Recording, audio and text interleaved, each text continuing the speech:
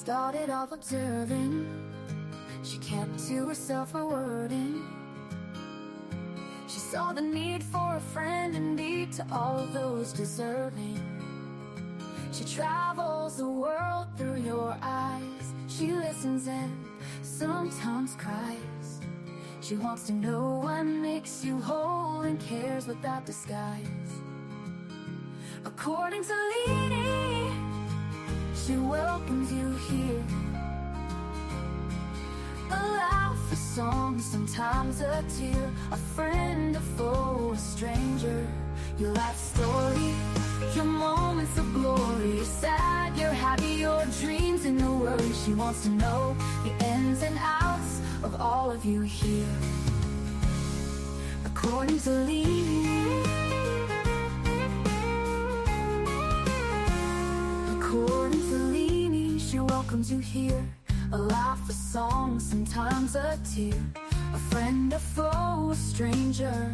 Your life story, your moments of glory. You're sad, you're happy, your dreams and your worry. She wants to know the ins and outs of all of you here. According to Leanie, she wants to know what it is all about.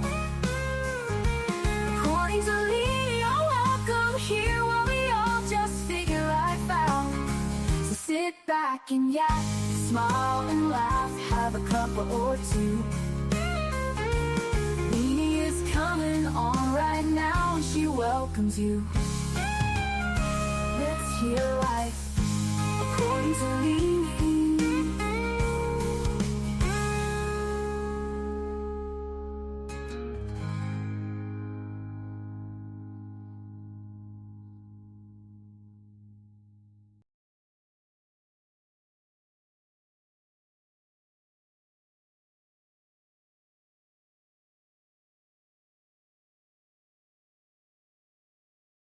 And hello.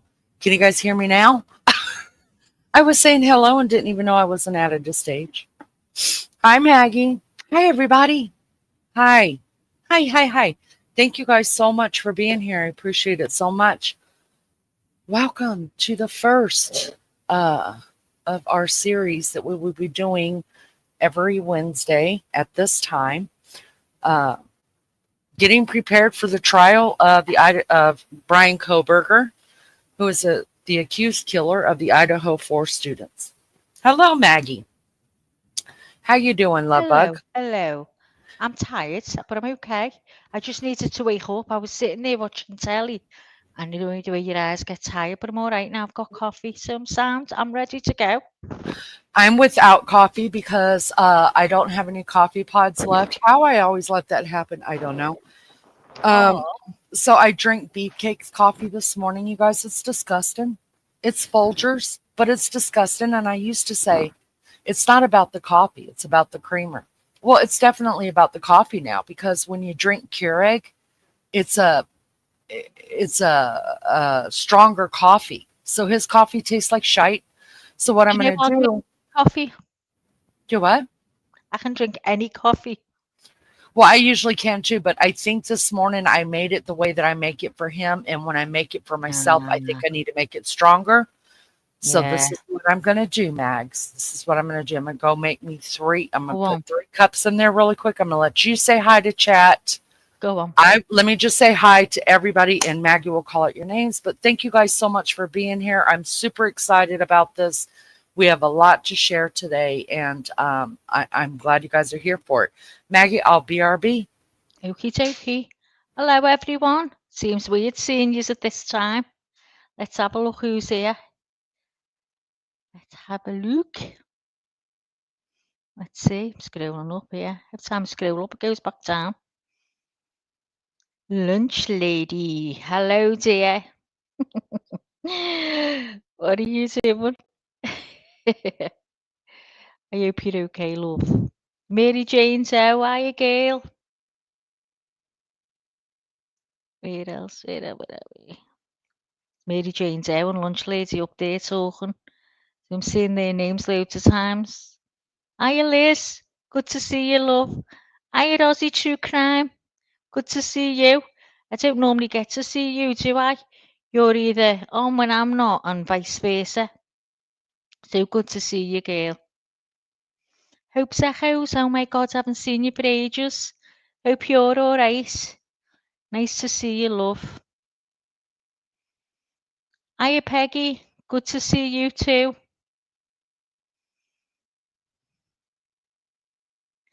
J Badass. She's in the house. Good to see you, JB. I think I've seen everyone, have I? Just remind me a bit, haven't you know? Jamie, hiya, Jamie. It's unusual to see you here at this time as well. It seems weird. Does it seem weird to any of you? It does to me. Little Doughboy, hello. Good to see you.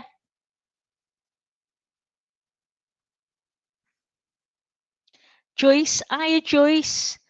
Good to see you, love. I think I've caught up, haven't I? It's afternoon there. Well, it's 20 to 9 at night here, 8:40. So I was watching, I don't know whether yous have got it, Tracer. It's called Tracer, or Tracers, in fact. It's a game. So I was watching that on telly. JB, it's weird talking to you in my night time, because it's normally morning time to me when we're live with Leanie. So it seems weird.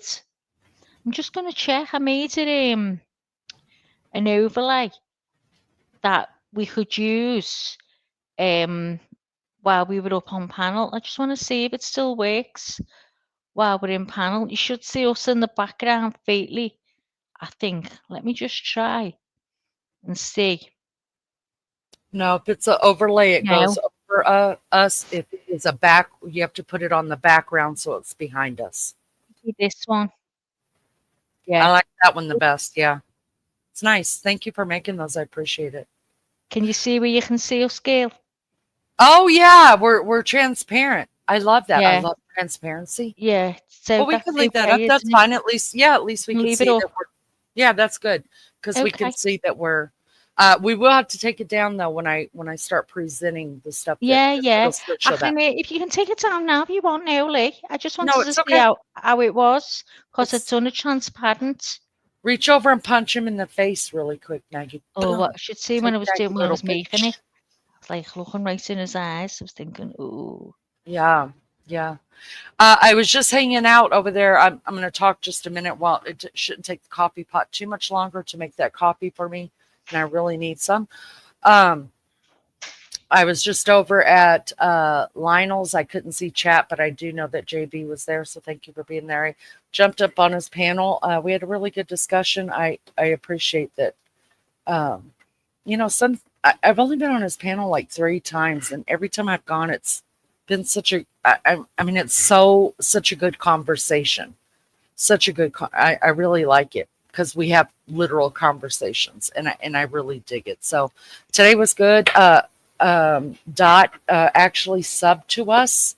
She doesn't sub to a whole lot of people. She's been on our channel. She's doing okay. But she doesn't sub to many people, but she did sub today, and I'm so grateful for that. Oh, that's nice of her. Joy says, Leanie, jail was bad, was in overnight, took a charge, paid it off this morning when I got out. Told magistrate, well, worth it. First time only. A misdemeanor. Wow. I would love to hear that story. Oh, I'm what's happened there? Joyce went to jail. I'm still holding. Joyce. She said it wasn't bad. Oh my Yeah, God, she went to jail. I'm looking forward to mine first too. My first one too as well. But I got to make it worth my while because it's going to be probably 4 or 5 hours that I won't be able to have a cigarette. But I'm going to flirt with the cop, and he's going to give me one because that's who I am. But lunch lady, she went to jail. They're all going, what? Hope lunch lady Gotta get it. Feeling better? Tell the story. Yeah, Uh, you got to send us the story. Just do a video of it and we'll play it up here. You don't have to put your face on it. Just record a video and we'll play it up here funny. for everybody. If you don't want to Oh, come on panel. Lunch lady, hope you're feeling better. I know there's a lot of people that are sick or have got family members that are sick, so I hope things are moving in the right direction there. Let me go grab my cup of coffee and we will get on our way oh, with this. oh, yeah. Yeah, she's nice. Dot seems a nice person. I've never spoken to her, but she seems a nice person. I think she only goes in Lionel's. Well, to be honest, I don't go round the lives anyway, so I've only noticed it in there. But she seems a nice person. She's just lost her mum, hasn't she? On Christmas Day, I think. She is. Does seem nice. Yeah, she is. JB. Message awards. Oh, you're getting awards there, Joyce. I can't see them. I can just see the words. All throwing Joyce awards for being in jail. How funny. What's weird, Peg? What are you saying's weird? Oh, it wasn't bad. I think I'd be all right in jail, Joyce. Honest to God. I'd just say, can I have a book? Can you ask for a book? I'd be asking for a book, me little blanket and me pillow. And they probably wouldn't give me it, though, would they? I'd say, as long as I've got that, I'd be all right. Just leave me in peace now and shut the door. As long as I can knock for a cup of coffee every now and again. She went, but they wouldn't. She went too, but they wouldn't put us together. Who went?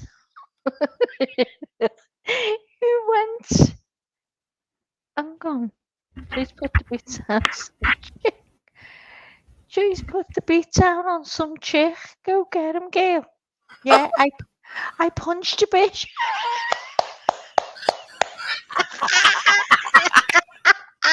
Joyce, I love it. Was it in the paper? Can we pay to get your mug shot? I need Oh, mug shots. please, that'd be great. I would love it. I'm going to do a mugshot of Joyce. Oh, God, Joyce, you're funny. Hi, Ozzy. Hi, Lizzo. Cooey, Lulu. Lulu's up early. So is Ozzy True Crime. You guys, they're up early. Cooey, girl. They're it up seems way funny when early. he does it to you. It is funny. Yeah, it is. But Oh. I'm kind of looking forward to it Oh, I because am I might. too, I wonder honestly. if I'll be able to sleep all night long. That'd be great. Is it your Oh. birthday, Ozzy True Crime? Is it your birthday? What is it? Oh, you have to look on the little picture of me. Where is it? I'm getting it. Let's have a look. What day is it in? We don't. We're in January. January. It's not on this No. one. She didn't give it to us. So we've got Melly Jo next and Lou. Uh-huh. RC's on the 22nd. We've missed RC. Do we miss RC?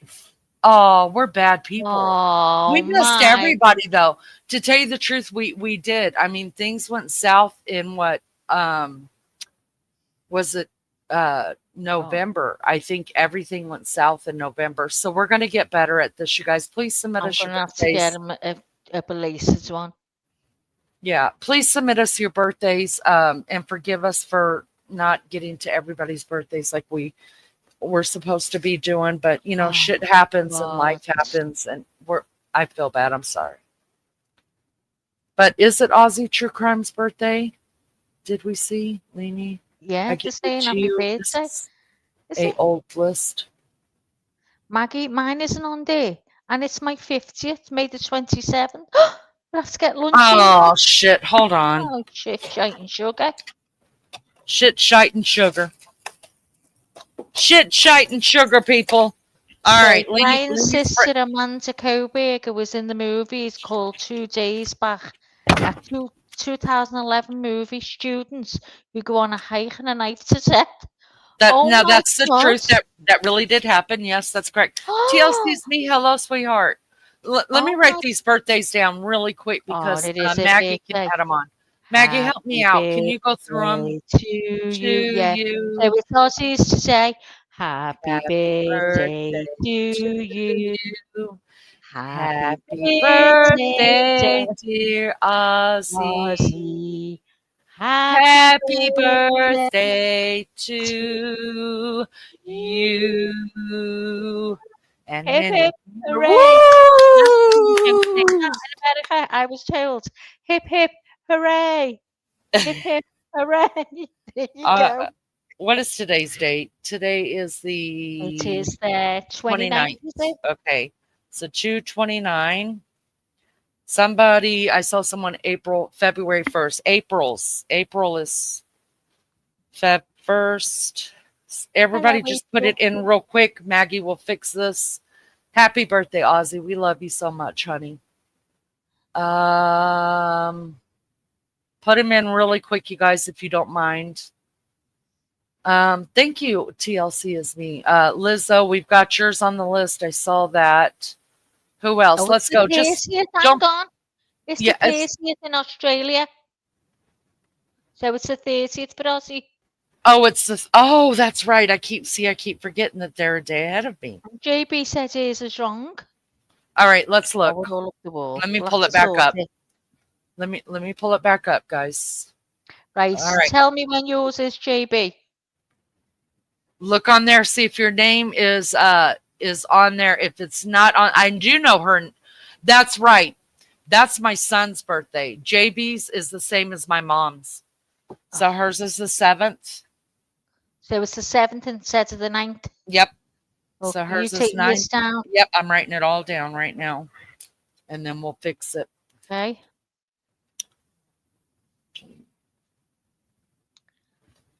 Peggy, when's your birthday? I've got 50 pins here, you guys. 50.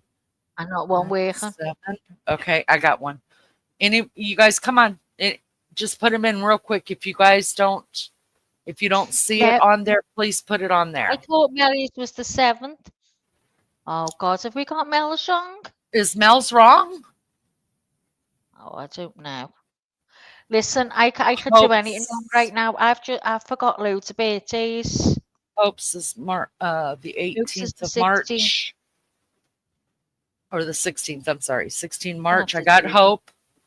Anybody else that doesn't sing your name up here, just give it to us. Listen, we're not sending out presents, you guys. We're poor. But we would like to sing happy birthday, and Maggie makes a little happy birthday to put on our community page for you guys. November 27th is Jamie's. Okay, Jamie. Don't be shy, guys. Don't be shy. July 10th for TLC is me. Let's see. Birthday. The fact that the blood drips look staged and his sister was in a slash movie definitely is psyops, in your opinion. I gotcha. Oh, where's it all right. from? Well, listen. So I've got Aussie's Aussie's 2:30. April's is February 1st. JB's is 9/7. Hope's is March 16th. Jamie's November 27th. TLC is me is July the 10th. All right, going once, going twice, because we're going to move on along. All right. We will get that added to and taken care of and fixed, whatever we've messed up. And we will ask Melly Joe and see if we've got that right. Now, just looking to see. So this is all I want to say, guys. Look, I believe him to be Bryan Kohberger to be completely guilty. And you're welcome to your opinion too. We may not all agree, and that's fine. It's a discussion. It's I'm trying only to put out facts. There's been a lot of speculation in this. I only want to put out facts on the channel, but if you speculate about something or you think, well, maybe it happened like this, because that's okay too. But what I'm saying is what I am presenting you are only things that I have found as facts. There's Melly Joe. Melly Joe, yeah, it's the 7th. It's the 7th. I've just checked. Okay, we want to make sure that we've got. So if you believe him to be innocent, that's absolutely fine. I want you to be here, and I want to find out why you believe him to be innocent, Yeah, because I like that. through these next couple weeks, you might just find something that's factual that's being put up here that you didn't know about, and you think that he might be innocent because you've heard something that's not factual. And that's all I'm trying to do. And then we're going to continue the series, hopefully be finished with it all the way up to trial, and then talk once a week about it, put things out once a week about it, and then I will be doing trial every day. How was Bryan not covered in blood? It makes no sense. I just want all the facts. April says yes. That's Yes. what I thought straight away. How Mhm. come he got away? In my head, I'm thinking, so was he in like one of those overalls? I personally think he was wearing a hazmat suit, but do we know he What's that? wasn't hazmat? When people go into crime scenes and they're wearing Yeah, these but zip I up thought kind of that suits? girl would have saw them because they're white, aren't they? Not all of them. Some of them are even Oh, yellow. oh, okay. I thought he was going to be in a black overall, and he's took that off and rolled it up, put it in, not even touched anything, just thrown it. He's had it all prepared, ready to Mm. throw everything in. Well, I will tell you that his parents believe that he brought a kill kit. And if you don't know what a kill kit is, it's a pre-planned kit, bag, whatever that you bring in, and it has got a change of clothes in it. It's got Well, I different believe it. things. But here's what I want to ask you. Here's what I want to ask all of you guys that say Bryan Kohberger was not covered in blood, and this makes no sense. How do you know he wasn't covered in blood? Can I move that off the Oh, screen, Lee? yeah, yes, of course. Lunch Lady said the same thing. How do we know? This is what we have to remember Just all all through this. surmising, aren't we, right now? Right. This is what we have to remember through all of this, you guys. We only know for sure what has been put in the PCA, and we only know for sure what is coming up in the court hearings that are going on now. Okay? Everything else is just what people are thinking and speculation. They do not put all of the evidence in the PCA, you guys. They're not going to. They don't have to, and it's not wise to. And here's why. If they put everything they had into the PCA and they put everything out to the public that they know about the crime, it makes the jury pool even smaller. Do you understand? And there are things that only a killer should know, and that's another way how they get them. So they only put in the PCA what they know that a magistrate, which is a judge, will sign off on to let them arrest them. They're not giving up all the information, you guys. Mm-hmm. They're not giving up the. How do you know there was no blood trail, and how do you know there was no blood in his car, Peggy? That's all I want. Fair, I thought that. I mean, but we don't know, do we? It's Right. all speculation. I'm just thinking in my brain, you know, you think this car would have been covered in blood, but like I said, I think he's worn something because he's cleaned his car. We knew he cleaned his car, didn't we? Several So times. And he didn't so just that's clean been his scrubbed to car. death. He didn't just clean his car. I mean, he did more than a car I think dealership he's would being do to manic. sell it. He's being manic to get it Yeah. done. Yeah. You know, in sheer like panic mode, or you know what I mean, just to get it done. He's definitely covered himself up. I think so anyway. No Mhm. proof of that, but that's what I think. I think he was in dark, all dark. Mary Jane Doe says maybe Bryan thought that they would just think it was some frat guys or something. And a lot of people did in the beginning. And that's why I shut my mouth Yeah, about that part, because my kid is in the same organization and he asked yeah, me not to talk about it. Peggy says, I go with my gut feeling. This was sketchy from the yeah. first day. Sorry. You don't have to be sorry at all. You don't have to be sorry at all. No. Lunch Lady says his car inside could have also been wrapped in plastic, and that is correct. Yeah, He knew. Listen, he's being prepared. yes, he's been prepared. He's been prepared.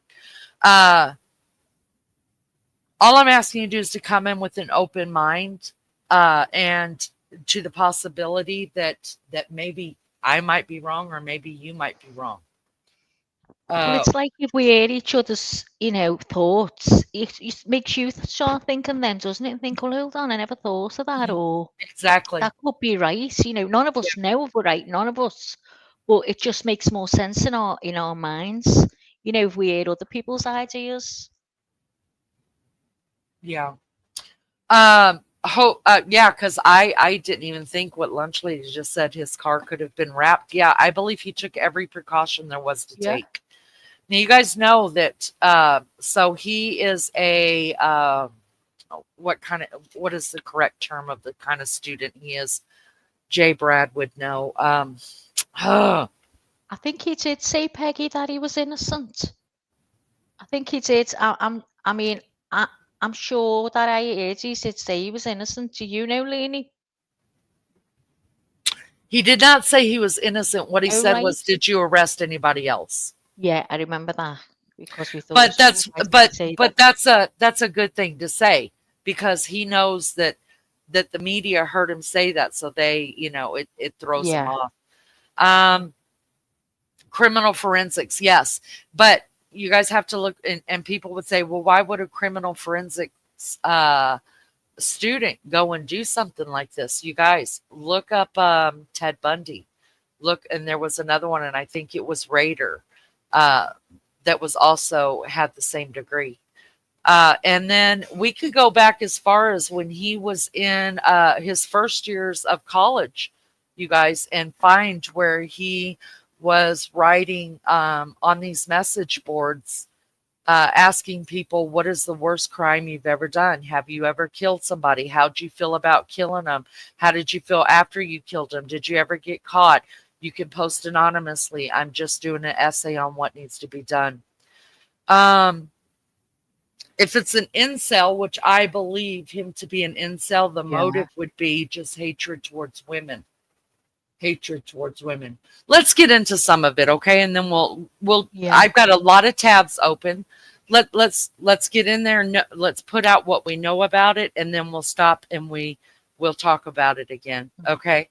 And a lot of people are killed and they don't have a motive. No. Oh, but I really, they don't have a motive. But that's that.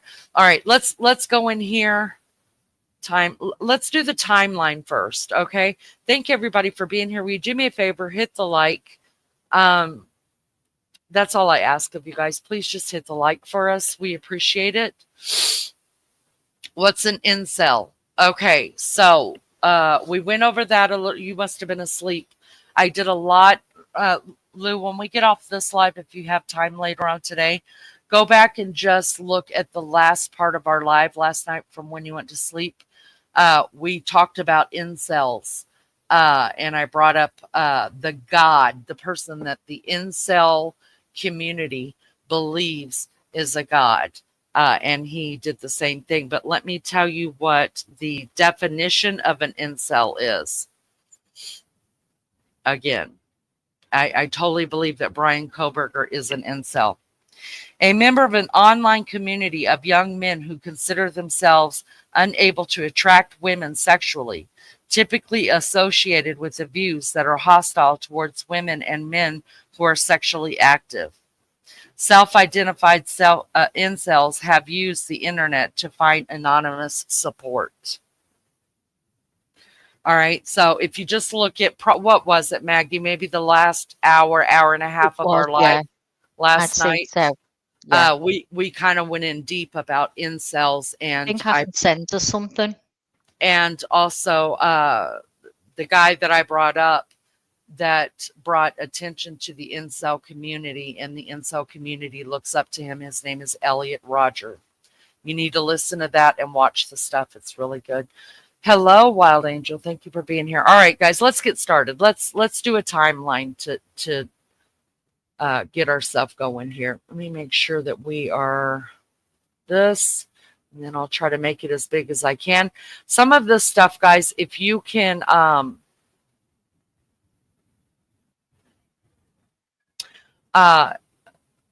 some of the stuff you want probably to be looking at your screen. I know for a lot of people, they'll, walk away judicious or whatever and just have me in their ear. Some of the stuff you're going to want to see, like I've got the footage from the Grubhub truck. You're going to want to look at that. We're going to go and look at the layout of the house step by step. You're going to want to look at that, just have an understanding of it. All right, so let's get down to let's just start off right away with the timeline of events and where we're at, if you guys will indulge me. Sorry, y'all, I've been doing this since last night. All right. Now, it's not Moscow. You will piss people off in Idaho and calling it Moscow. It's not. It's Moscow. Okay. Moscow, Idaho, more than 6 weeks after 4 University of Idaho students were mysteriously stabbed to death in a house near Moscow, Idaho campus. A suspect was identified and taken into custody. The 4 slain students were Ethan Chapin, 20, Madison Mogan, 21, Xana Kernodle, 20, and Kaylee Goncalves, 21. Court documents, including an 18-page affidavit, which we will be going over, but not in today's session. You guys, probably next week we'll be doing the affidavit. We're just I'm working up to the point where Bryan Kohberger was arrested. That's what today's about, okay? That's how far we're going to get, but it's a lot. The documents, including an 18-page affidavit released on January the 5th, revealed how police zeroed in on their subject. Bryan Kohberger, a 28-year-old criminology PhD. Y'all, he wasn't just a student. He already had his PhD. He was going for his PhD, you guys. And just so you know, can somebody drop the copyright in there as well? I'm sorry. This is from ABC News, you guys. And just so you guys know, he was also a student teacher. So he was getting, part of his degree was to be a student teacher teaching a class on criminology. But he was at Washington State University, located less than 10 miles away from the University of Idaho. Phone records show the suspect was near the residence numerous times in the months before the killings. Now, you guys, Ann Taylor came out and said that herself just in court this past week. She said he was near the King Road house. And that was the first time I've heard it said, besides in the PCA, but she came out and admitted it. She's just saying he wasn't there as much as what the cops have him down as. On Saturday, November the 12th, 2022, on the night of Saturday, November 22, Goncalves and Mogan, lifelong best friends, here's the 4 right here, guys, went to the Corner Club bar in Moscow, according to the Moscow police. Meanwhile, Chapin and Kernodle, who were dating, went to the Sigma Chi house Saturday night, police said. 2 other roommates who survived the attack are not considered suspects. Also went out in Moscow. God, that's hard. That night, police said. Now, this is because Sigma Chi was brought up, and everybody knows what you think of fraternities and the partiers and everything else. It was really easy to think, yeah, one of those guys went over there and did something, and I was curious about it. So I called my son. I wanted to know.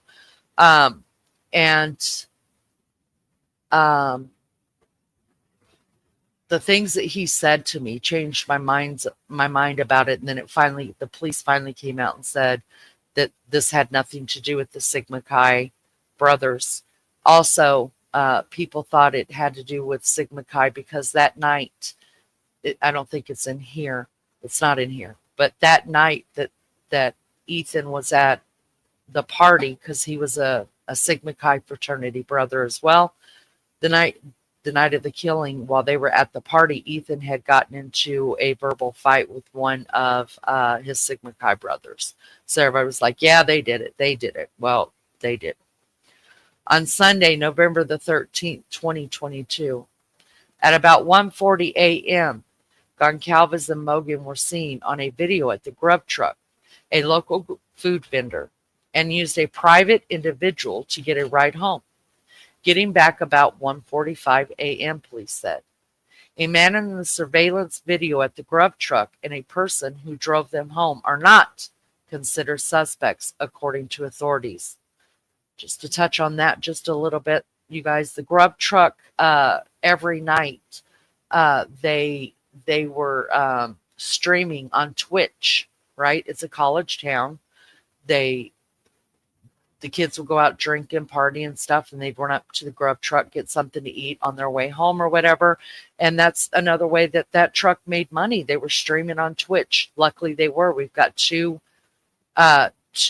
a video of the same thing, but in two different pans of it. You know, one's on one side, one's on the other. And we're going to look at that video. Chapin and Coronado, and let me say this back up just a minute. The reason why they're saying that the people at the Grub Truck are not suspects is because you will notice, I will point it out, that there was a guy that followed them there that was actually walking with them back from the bar to the Grub Hub, and I'm telling you guys, he looks suspicious. I mean, it was written. I thought it was him. I did in the beginning, just like everybody else. So you'll see that on the video itself. Chapin and Coronado got home about 1:45 a.m., police says. Chapin did not live at the house, but was sleeping over with his girlfriend. Police believe that the murders unfolded between 4 a.m. and 4:25 a.m., according to the court documents. Look at these precious people, y'all. Coronado got a DoorDash order at the house about 4 a.m., according to the affidavit. You guys, the DoorDash person, a lot of people said it must have been him. It was not. They were cleared as well. One of the surviving roommates said she woke up around 4 a.m. The surviving roommate that we're talking about is, you'll hear it, it's DM. That's Dylan Mortensen. So when I say DM, that's a surviving, that's the one that's in the PCA giving an interview to the police that she actually saw the perpetrator. A short time after the roommate said she heard someone, I'm sorry, let me go back up here. One of the surviving roommates said she woke up around 4 a.m. from what sounded like Goncalves playing with her dog, according to the affidavit. A short time after, the roommate said she heard someone she thought was Goncalves, Kaylee, which is this one right here, her, saying something to the effect of, "There's someone here," the document says. But that could have been Coronado, which is this one here, Ethan's girlfriend, on the phone, because the records show she was on TikTok at about 4:12 a.m., the affidavit said. The roommate said she looked out her bedroom window and didn't see anything when she heard the comment about someone being in the house. The document said she opened the door the second time and she heard what she thought was crying coming from Coronado's room. Now remember that when I show you the layout of the house, it was very possible that she was hearing her right before she was murdered. The roommate then said she heard a male voice saying something to the effect of, "It's okay, I'm going to help you." The roommate said she opened the door again when she heard the crying and she saw a man in black clothes and a mask walking past her. She stood frozen in shock, according to the court documents. This is a picture of the house, the crime scene, the house with all of the kids' vehicles still there, which remained there for quite a while because they had to go through each vehicle with the tooth and comb, you guys. So those vehicles weren't taken away for a while either. The roommate said she didn't recognize the man, who she said walked towards the house sliding glass door. She described him as 5'10" or taller, not very muscular, but athletically built with bushy eyebrows. Now, mind you, he was totally in black. His head was covered, and he was wearing some sort of ski mask, face mask or something that didn't show his nose. All she saw were those eyes. Okay. So when I think she's talking about bushy eyebrows, I'm reminded of Kohberger, how his brow his eyes are set so deep into his head that, I mean, those eyebrows look probably even bigger than what they actually are. But yeah, he's got a really thick brow. About 4:17 a.m., a security camera less than 50 feet away from Kernodle's room picked up the sounds of a dog barking and distorted audio of what sounded like voices or a whimper, followed by a loud thud. On the morning of November 13th, the two roommates called friends over to their house because they thought one of the victims on the second floor had passed out and wasn't waking up, police said. At 11:58 a.m., a 911 call from one of the roommates' phone requested help for an unconscious person, police said. Responding officers then found the four victims. Authorities said they do not believe anyone at the house at the time of the 911 call was involved in the murders. After the bodies were discovered, authorities reviewed surveillance video and saw the suspect's white Hyundai Elantra go by the victim's house 3 times before entering the area the 4th time at 4:04 a.m., according to the documents. Police say that they traced the car's travel the night back to Pullman, Washington, where Kohberger lived. Kohberger's phone was tracked heading to Moscow before the attack, but the phone was off from 2:47 a.m.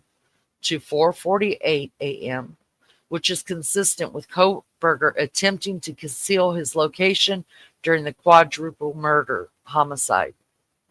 He also returned to the area of the house where the 4 students were killed just after 9 a.m., about 5 hours after the murders, based on phone records, the affidavit also showed. His phone was near the victim's house at least 12 times before the murders, at least as far back as August, according to the affidavit. All of those times except for one were late at night or early in the morning. Thursday, November 17, 2022, autopsies conducted on November 17 determined all victims were stabbed multiple times, police says. The 4 students were probably asleep when attacked and some had defensive wounds. There was no sign of sexual assault, police added. On Monday, November 22, 2022, the family of 20-year-old victim Ethan Chapin held a memorial service on November 21st. Chapin is a triplet. He was born right before his sister and brother, who also attend the University of Idaho. Chapin was one of the most incredible people you'll ever know, his mother, Stacy Chapin, told reporters before his memorial service. The 20-year-old lived his best life at college, his obituary said. He laughed continuously. He smiled when he woke up and was still smiling when he went to bed, his obituary said. He was kind to all and a friend to all. On Monday, November 28, 2022, an interview with Goncalves' father, Steve Goncalves, told ABC News that the students died quickly and did not bleed for hours, so an earlier 911 call would not have saved their life. Nobody suffered. Nobody felt like that kind of pain. Y'all, I love this man. I really do. The grieving dad said he's feeling a little defeated and frustrated by the lack of transparency from police, but still supports and trusts the law enforcement officers who diligently working on the investigation. I have to assume and hope that this is all a part of their plan, and they've got all this figured out, he said. I know that there's some really good, hardworking guys and girls that are on this case that I've met, and they look at me in the eyes and they've told me straight out that they're working on it and they're doing everything in their power.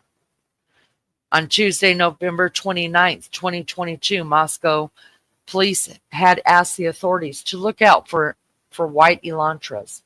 On November 29th, a Washington State University police officer searched cars that matched the description at the university and found one registered Kohberger, the affidavit said. Wednesday, November the 30th, 2022, grieving families and classmates gathered at the University of Idaho for a candlelight vigil. Ethan Chapin's mother, Stacy Chapin, cried as she told the mourners, "We are eternally grateful that we spent so much time with him." Y'all, I feel like crying. Let me stop. Hold on. As many times as I read it, it just gets me. Let me take a drink. Hold on. Oh, okay. Get back to it. That's the most important message that you have for you and your families, to make sure that you spend as much time as possible with those people, because time is precious and it's something you can never get back. Madison Mogen's dad, Ben Mogen, said his only child was a hard worker, nice to everybody, and smart and funny and beautiful. Kaylee Gonsalves's and Madison Mogen's inseparable best friends since sixth grade died together in the same room, in the same bed, Steve Goncalves said at the vigil. On Wednesday, December 7th, 2022, police announced to the public that they were looking to speak with the driver of a white 2011 to 2013 Hyundai Elantra that was seen in the immediate area of the victim's house early on November the 13th. Anyone with any information on the car was asked to contact the tip line. On December 13th, 2022, as the 1 month mark hit, Moscow police Captain, what is that noise? I'm sorry. Some noise, weird noise is going off in my house. Wait, is somebody at the door? Who cares? Nobody cares. On December the 13th, 2022, as the 1 month hit, Moscow police Captain Roger Lanier said, "Police are closely guarding the information that we've discovered at the scene in our investigative information because we want to protect the integrity of this investigation." But he promised, this investigation is not cold. We get tips every day that are viable. Those tips help us do everything from clear people to further some of the theories that we're working on, he said in a video statement. Eventually, we're going to narrow in on exactly what happened and who did it. Friday, December 15th, 2022, as police in Idaho searched for answers, Kohberger was stopped by an Indiana police on December 15th for traffic violations. You guys, we're going to look at those too. After Kohberger's semester at Washington State ended in December, he and his father drove across the country together to the family's Pennsylvania home. His attorney, Monroe County Chief Public Defender Jason Labar, told ABC News. They drove the pre-planned road trip in the white Elantra that authorities said they were looking for in connection with the murders. Kohberger and his father were stopped twice on December 15th while driving east of Indianapolis, both times with the younger Kohberger in the driver's seat. They were first stopped by Hancock County Sheriff's Office for speeding, and then 9 minutes later by the Indiana State Police for following another vehicle too closely. Officials say, "I'm telling you right now, this county doesn't give a damn at this time, especially at this time of year, that you're driving too close." Believe you me, Hancock County is nothing but farmland and a small rural town. But we've got that both of those videos on both of those stops, and we're going to talk about them. After Kohberger's arrest, the Sheriff's Department and the state police said there was no information at the time on the suspect in the Idaho crimes or specific information on a white Hyundai Elantra. The state police added the trooper having learned that the two had been stopped minutes before by the deputy from Hancock County Sheriff's Department, who he knew was working just down the interstate from him, used his discretion and released the two men with the verbal warning. You guys, like I said before, the police can lie all day long. The only time they have to tell the truth is in a court of law. They did. Hancock County Police and the Indiana State Police did put out a statement after all this came out that they were not working with the FBI, and they did not pull these guys over for that. I believe that to be a straight up lie, but they needed to lie. Nobody needs to know that that we've got drones in the air following people. It is a known fact that I need to find it, and I will find it. There were drones in the air, and it wasn't just one drone in the air. There were small biplanes as well that were in the air, and at one point they lost vision of the car, you guys. And I think it was somewhere around that time that the police pulled them over. So believe you me when I tell you, I'm just saying, I think it'll come out in court. That the FBI was directing this. That's what they do. Homeland Security, FBI. Listen, they already knew that this was their suspect. They were watching everything that the man did, and they were watching it by air. So they lied for good reason, and I don't blame them for it. Tuesday, December 27th, 2022, authorities said DNA from the suspect was recovered on a knife sheath left on the victim's bed, according to the documents. On December 27th, police recovered trash from the Kohberger's parents' house in Pennsylvania, and the lab determined the DNA from the trash was the father of the person who left the DNA on the knife sheath, the affidavit said.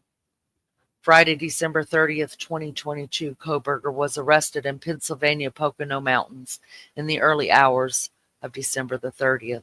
Happy New Year! Sorry, being facetious.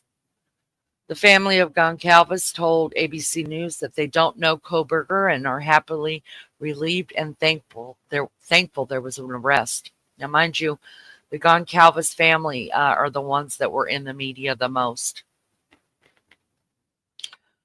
Moscow Police Chief James Fry said no arrest will ever bring back the young students. However, we do believe justice will be found through the criminal process. Tuesday, January the 3rd, Kohberger, who was arrested for 4 counts of first-degree murder and burglary, agreed to be extradited to Idaho during his January 3rd court appearance in Monroe County, Pennsylvania. Labar said in a statement that his client is eager to be exonerated of these charges and looks forward to resolving these matters as promptly as possible. This is Bryan Kohberger, who was arrested suspect. He was taken. Yeah, this is on his graduation from DeSales University, you guys, before he went on to the University of Washington to do his PhD degree. Wednesday, the January the 4th, Kohberger was extradited from Pennsylvania to Idaho. Y'all, telling you, I had my flight aware going. I was hanging out with Gisela, Grizzly True Crime. I was watching his flight the whole way, where it landed, when it went back in the air and flew. When it landed, I think it had to land 3 times to refuel. Loved it so much. Y'all, they took him out first thing in the morning. It took all freaking day to get him there because they used a small plane. January the 5th, the Idaho State Court released documents on January the 5th that revealed never before seen details of the police investigation. As Kohberger made his first court appearance in Moscow the same day, Kaylee Gonsalves' parents stared him down as he entered the courtroom in a bright orange jumpsuit and no shackles. Charges were read for the murders of each student. The judge said each victim was stabbed and murdered with premeditation, with malice and forethought. Families were overcome with the emotion as their child's name was read. Now, I want to bring up something that Lunch Lady said right there. The judge says that they know, he said it, that these people were stabbed and murdered with premeditation, with malice, and with forethought. What would make them think that? Maybe Lunch Lady's right. Maybe that car did have plastic in the seats. Maybe he did have a kill kit, you guys. Who knows? I mean, you can't prove so much that it is premeditation just by slitting someone's throat, you guys. It's whatever's around the time that's in evidence that shows if this person had thought about doing this, or whether it was just a random, oh shit, I'm going to go do it. He planned it out. Charges were read for the murders of each student. I read that. The judge asked Kohberger if he wants to represent himself or have a court-appointed attorney, and he calmly replied, I have court-appointed counsel. Kohberger's next status hearing is January the 12th. So on January the 12th, he appeared in Idaho court for the status conference, where the judge scheduled a preliminary probable cause hearing to begin June the 26th. The suspect, who appeared in court wearing an orange prison uniform with his feet shackled, waived his right for a speedy probable cause hearing within 14 days. The 28-year-old spoke only briefly when answering the judge's question. Kohberger appeared to have several cuts on his face, including a roughly 2-inch cut above his chin, on his jawline, and a smaller one on his cheek. He spoke only 4 words during the appearance, which lasted 5 minutes. Now, I will say this. Those cuts were not there when he was arrested in Pennsylvania that I remember. I don't think they were there. I think those cuts were said to be that he gave himself while shaving. The public defender representing the suspect requested the judge to allow 4 or 5 days for the probable cause hearing this summer, and the judge indicated that she would block the week of June 26th for the matter. The judge also ordered that Kohberger remained in state custody with no bond.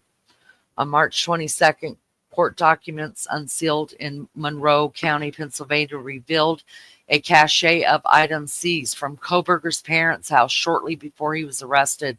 These items included a medical-style gloves, a silver flashlight, a black sweatshirt, black socks, and a pair of 13 Nike shoes.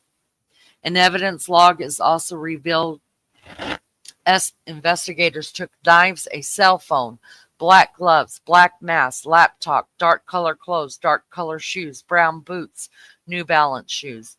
The knives included a Smith & Wesson pocket knife and a knife in a leather sheath. Criminal books, including one titled Criminal Psychology, and a notebook also were received, along with a shop vac with personal documents that the log shows. May 17th, the grand jury indicted Kohberger on murder and burglary charges. If found guilty, he could face the death penalty. May 22nd, the Idaho judge entered a not guilty plea on Kohberger's behalf. He remained silent when the judge asked him for a plea to each one of the murder and burglary charges. Now, you don't have to plea in front of the judge. You don't have to say, I plead guilty or I plead not guilty. If you stand silent, which is what he did, fucker, the judge, no matter what judge it is, no matter in what courtroom it is, will always put in not guilty. Friday, June 16, prosecutors filed a court document stating Kohberger's DNA was a statistical match with DNA found on the knife used in the stabbings. This is wrong. Prosecutors filed a court document stating Kohberger's DNA was a statistical match with DNA found on the knife used in the stabbings and found at the crime scene. They forgot to put a sheath in there because the knife has never been found. That's wrong. The filing said an STR analysis, is short tandem repeats analysis, was used to compare the two samples. Sunday, June 22nd, Kohberger's attorney, Jay Logston, submitted a court filing arguing that there's no connection between Mr. Kohberger and the victims. There's no explanation for a total lack of DNA evidence from the victims in Mr. Kohberger's apartment, office, home, or vehicle. Friday the 23rd, the judge denied 2 motions to either remove the gag order or be exempt from it. The judge said the case against Kohberger is a high profile and he has a duty not to jeopardize his right to a fair trial. On the 26th, prosecutors announced they would seek the death penalty for Kohberger. On August the 2nd, Kohberger's attorney said they would use an alibi defense for their client, but that they weren't able to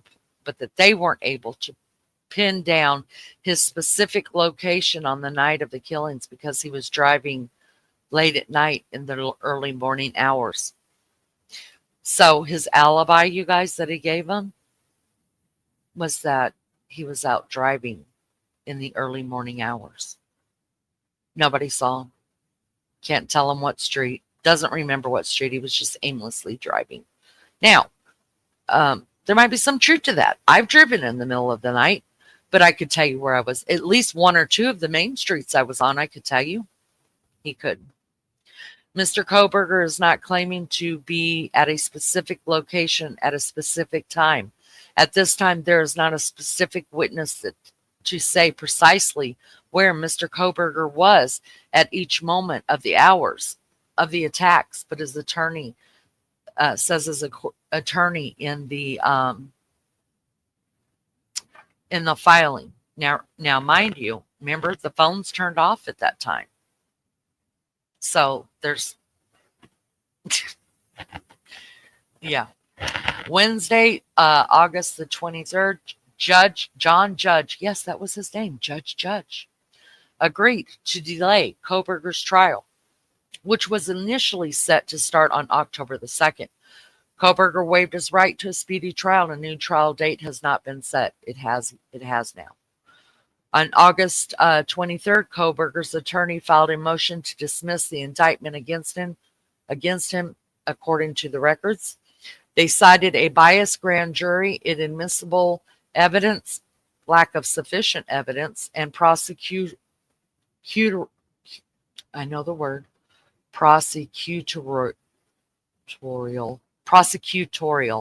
misconduct by withholding exculpatory evidence. Y'all forgive me, I ain't no true crime channel. Thursday, September 28, prosecutors demanded customer information from Amazon related to the purchase of knives as part of their investigation, according to the unsealed court documents. August 26th, the judge denied one of the 2 requests to dismiss the indictment against Kohberger. The judge's decision to the other request is yet to be released. All right. You guys, what says you? Yes, we do have a court date. It is set for August the 11th. August the 11th, but it's set to go for 8 weeks, you guys. I mean, at least 6 weeks. August the 11th. That's good. Yeah, and it's set to go for at least 6 weeks. We're going to be here a while figuring this out. Yeah, it's going to be really interesting, isn't it? I mean, listening, I can't wait to hear the details. I mean, of what we're all thinking in our heads. Do you know what I mean? Mm-hmm. Yeah, this trial is going to be. Why did the Idaho governor pay $1 million to close the case fast and not hand it over to the FBI? Well, that's what I said, wasn't it? Until you explained. Yeah, well, they can't close the case fast. That's up to Bryan Kohberger, and he waived his right to a speedy trial. because you have the right to have a trial within a certain number of days. And most people will waive that right so that it gives them more time to come up with a defense. Are they allowing cameras in the courtroom? I think they are, but they're gonna. So if you've seen any of the hearings this week that was in trial, they use the court cameras, and I think so. They're not going to let CNN or Court TV come in with their cameras. They're going to use the judge's cameras, which I thank God for. I mean, I don't care what cameras we're using, but I damn sure want to see it. Let me just look up here. Did I miss anything? I hope you guys can understand what I'm reading. I'm trying to be thorough. I'm trying to.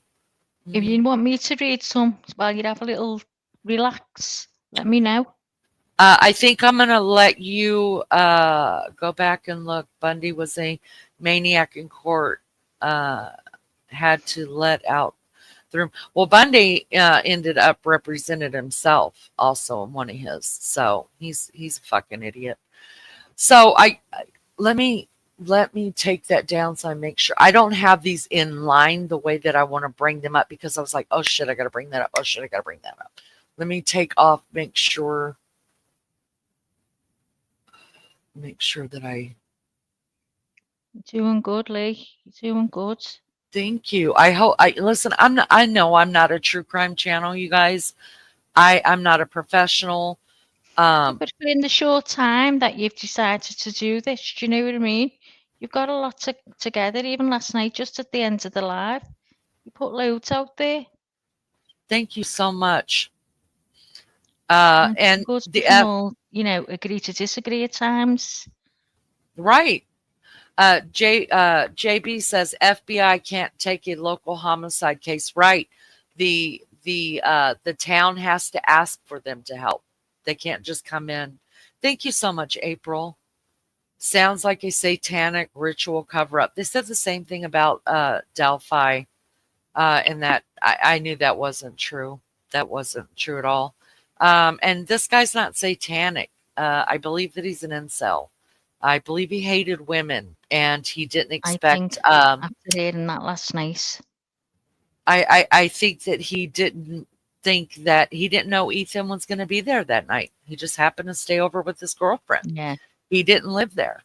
In fact, Kaylee Gonsalves, you guys, she wasn't even. She had already moved out. Yeah, she had already moved out. Her stuff was no longer there. Oh. She had gotten a job in Dallas, Texas. She was moving. And so she came back down because she was in a sorority and went, or she had gotten out of the sorority, but she was going to go to her old sorority's party that night. And she wanted to show her best friend, Maddie, the new car that she had just bought. So she wasn't supposed to be there either. So when you're thinking, oh, this guy went in there to go kill 4 people. No. He didn't know 2 other people were there, I don't think. I don't think that. They weren't supposed to be there. Dig, Peggy, dig. Dig. Thank you so much, Lunch Lady. I appreciate it. All right, so let me let Mags show you. I'm trying to think. I think what we should watch next is the food truck video. And the reason why I say that is because this is the very last video that we see and hear 2 of the victims alive before the killings. Yeah. So I think we should do that. Maggie, I'm going to put that up. And if you want to play it. Now, it's going to have video on top and video on the bottom. You'll see what I'm talking about. It's the same exact video, guys. It's just coming from 2 different directions on the food truck. Okay, the Grub Hug is just a food truck. A roach coach. You're asking me to do this. Do I know what I'm doing? It just, if you could just listen, because you'll want to listen to air. You can actually hear Kaylee talking. There's a bunch of background noise. Yeah. Most people have probably seen it. Maybe something hasn't, but maybe you could stop it. And as you watch Kaylee and Maddie come in, you'll see a guy following them. Standing there, Yeah, he throws up his hoodie, and so he looks guilty as You look I'll shady, get out. yeah. I thought Yes. it was him. Yes, it was not him, you guys. It was not him. But just pay attention, and you could stop it and talk on the video, but you're going to hear a lot of talking. Just kind of um, listen to what you're hearing Kaylee say. Listen to how the two are interacting with the people there, and watch it. So I'm going to pull it up, Mags, and then if you can present it, that would be lovely. Wait, let me. I'm trying to make sure this one is I'm terrified. off. Go on.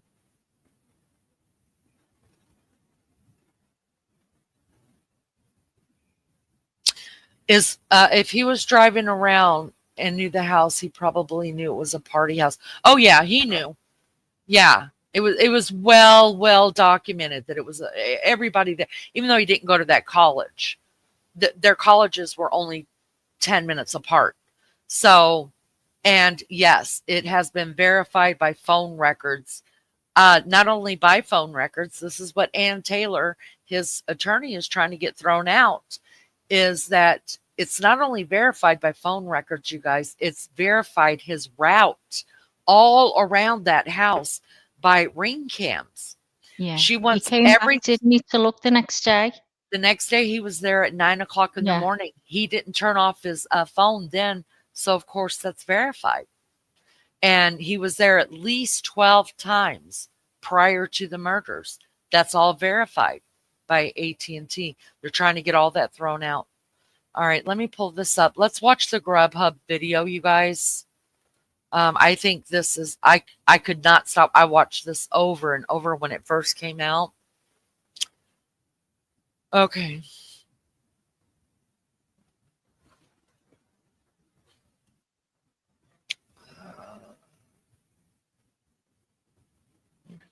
Hold on, let me find it. I've got a lot open. Here it is. All right, Max, all you got to do is hit that, can you hit the start button? I'm just looking now. It says, let me click on it.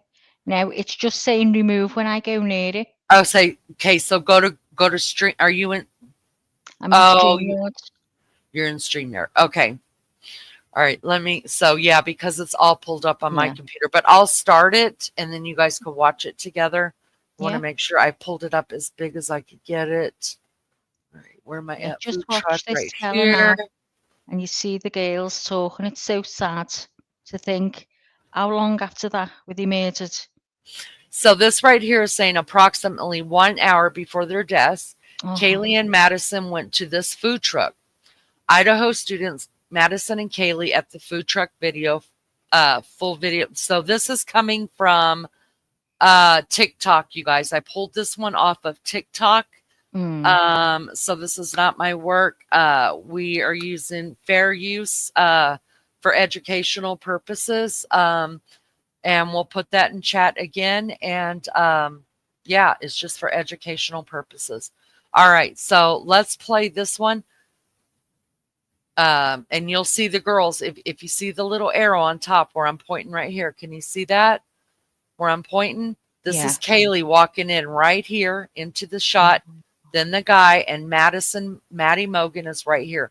So just watch their bodies come in. All right, here we go.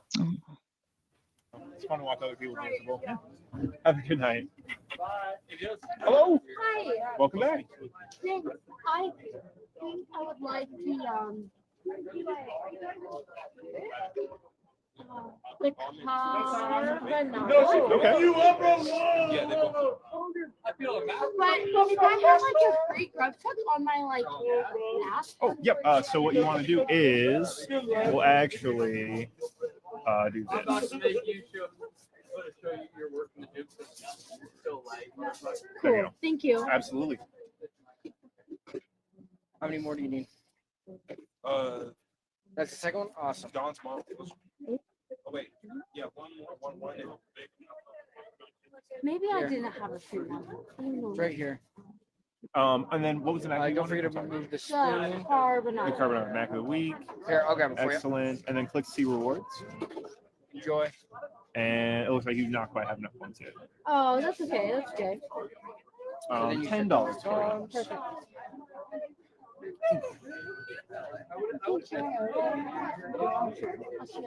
I do have a big burrito pork here for you.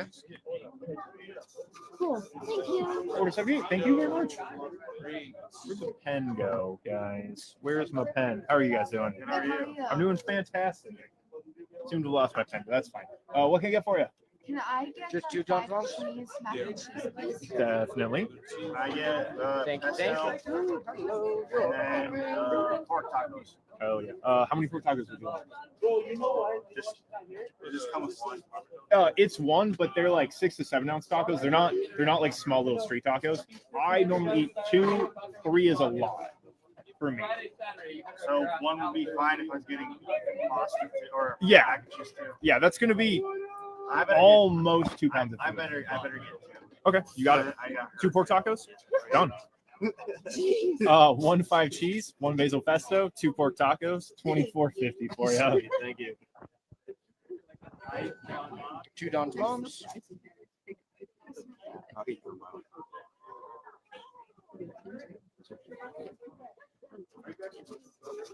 $79.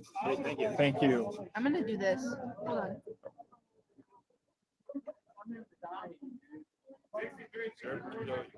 If we decide, Yeah. since we listed. Oh, people have fallen. People have fallen over burritos for you. Sorry, I'm talking to Twitch stream. Oh, you're so good. Thank you. Absolutely. Thank you. How are you doing? Pretty good about yourself. I'm doing extremely well. What sounds good? Can I get a big burrito? Yeah. For the big burrito, would you like pork or chicken? Chicken. Got it. And then you said a Mountain Dew? Yes, please. Excellent. Big burrito chicken and a Mountain Dew. We're going to do $11.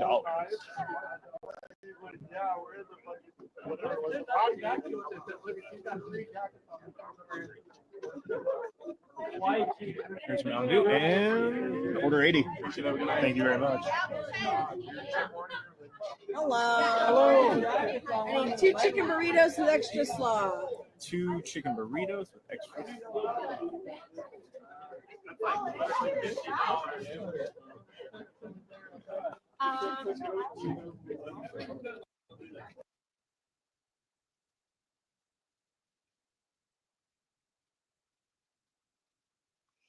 Do you think he was there, Leonie? Do you think he followed them from there? I don't know. I think that's going to come out in court. Yeah, But I know I'm- we don't know, but I mean, what do you think? What's your thoughts? Maybe that he. No, I think he was by the house and he Yeah. just kept going through the house to see when everybody was home. I want to just say this one more time. Fair Use Disclaimer Copyright Act of 1976 gives allowance for this content to be used for the purposes of criticism, comment, news reporting, teaching, scholarship, and research. Fair use is permitted by copyright statuses that might otherwise infringing nonprofit, educational, or personal use tips the balance in favor of fair use. So we are using this in fair use as educational purposes. All right, let's go on back to where we were at. Where was it? Food truck. Here we go. All right. Just look at their actions. $90 for you. See these sweet girls. I have a They're right $6 here. for me. Would like to eat it. Okay, awesome. Thank you. So, Just chit chatting, having a good time with each other. yeah. $13. Hell yeah. They're all a nice bunch of kids, aren't they? Just a bunch of having fun. Yeah. Now, if you notice, let me show you. So the Grubhub guy that is videotaping this, you guys, you know, he did a whole thing on his streams about this, and he did cooperate with the police as much as he could, I guess. This guy right here, this big O guy here, you're going to notice that he's talking to the girls, and he's also talking to the guy that was with the girls, you guys. He has a conversation with him for quite a while. He makes a few statements to the girls, and this poor guy, everybody drug him through the mud thinking he was the killer. They thought the guy that was with him drug him through the mud thinking he was the killer. The big O guy, you guys, had to come on YouTube and just, I mean, explain everything he saw that night, that he didn't do it. He did it a couple of times. Thank God they've left these guys alone, and the police have completely ruled everybody that was here was all talked to. The police got in touch with every one of them here, and so they were all cleared. Order 81. Thank you. So you could see the big guy talking to this guy. This is the That's guy just that's is with that them. charge? No, it's not a charge. It's just a modifier. Hello. They have Apple Pay. That's You where guys I have go. Apple Pay, right? Of course we do. Of course you have Apple Pay. Yes. Hi, camera. Okay. Chicken taco. You got it. I'll do the 5 cheese mac and cheese. Okay. Look at them. Oh, gosh. Please. No, I'm getting. Could you imagine this being your children right here? And this is the last Oh no. video you see of them alive. Like, And they're just I'm adding doing to, what or young you're people making it do. it's now to? Oh, Sorry. two. You're adding Oh, to. Excellent. Gotcha. Okay. Anything How many else? times must them parents look at this? I don't know. And you know, there's also a video inside the grub truck that's been put out that the guy, You got it. So I the have a chicken owner, taco and 3 5 cheese mac and cheeses. the owner is the one talking in the video and taking the 27.75. orders. And so there's also a video inside that you hear Kaylee talking in the to Mac of him. the week. 0, TJ. 0. Look at Maddie being real sickening there. She's just Order being 82. funny, Thank you. trying to steal people's food. That's what she was doing, they said. Just kidding around, joking around, you know. We already got it 5 cheese mac and cheese. Wait, you got one? Oh my god. Can I get a magnifier? You got it, man. One Mac and 5, $9 for you. Perfect, thank you. Absolutely. Yes, it's going. Of course. Awesome. Dessert burrito for it's ready. Order 83. Perfect, thank you. Thank you. All right. See, here's the guy that's with them right here. I was letting go. Time to start warm, the Joe? old car. It's been a while since this engine started. Let's see if it starts. Going on nearly. I think that's whoever this video belongs to. He's doing that. He's doing that. Yeah. All right. We heard you. We got you, dude. Well, NFC, I don't have. I think he was doing that so that he didn't get a The copyright as watermark, well. I think, yeah. I was desperate. For donuts. For donuts, yes. Never use like a phone NFC pay. See, she's giving him hell, you guys. It's so funny on the other video. And Kaylee's just laughing at her, you know. So at like a store. You could Oh, tell really? who's the wild one, who's not. It's because you're too prepared, Derek. It's because I try not to forget my wallet. It's a good reason. That's Not smart, to Derek. forget It's your probably wallet. good to not lose your wallet.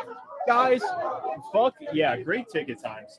Honestly, like Luke, Tebow, really solid. See, so the big guy right here and this guy who's walking with them, they watched this guy walk away. So everybody thought, are these two in cahoots? Friday night. But they were both I mean, cleared. That was a solid rush. It's a good thing that it ended, but this is Friday and Saturday in a row. They got you down round 1, so I'm liking it. Liking it a lot, guys. Guess who's gonna fucking need extra slow in a second? This bad boy. Tebow's thinking to himself, if I start slowing down on Meg, maybe I'll get to sit down. He's gonna try to sabotage me. I actually was wondering if I was going too slow and you were going to switch it back. And I was really scared of that.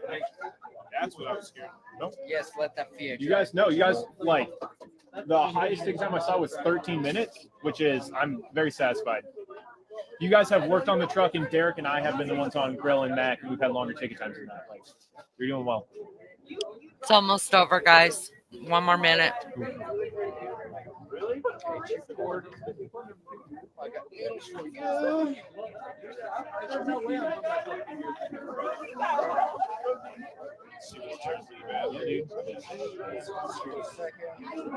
Hell yeah. You see this car coming from way over here? It is believed that this car coming around this way is the Tomahawk. the Uber driver. How are you doing? There's a car I'm that doing goes extremely well. What's on you? right this way, and they believe that it's the Uber driver coming around. Death by garlic. We'll add chicken to it. Anything else? So how far did they live from here then? I think they said it was like a 6 or 7 minute drive. Yeah. Of course. We're doing death by garlic with chicken, 5 cheese with chicken. Anything else? Love it. $23. See, she's taking pictures of her. Isn't that adorable? Do you guys have any NFC go then? Any whatever sort of payment you have on your phone, we can take.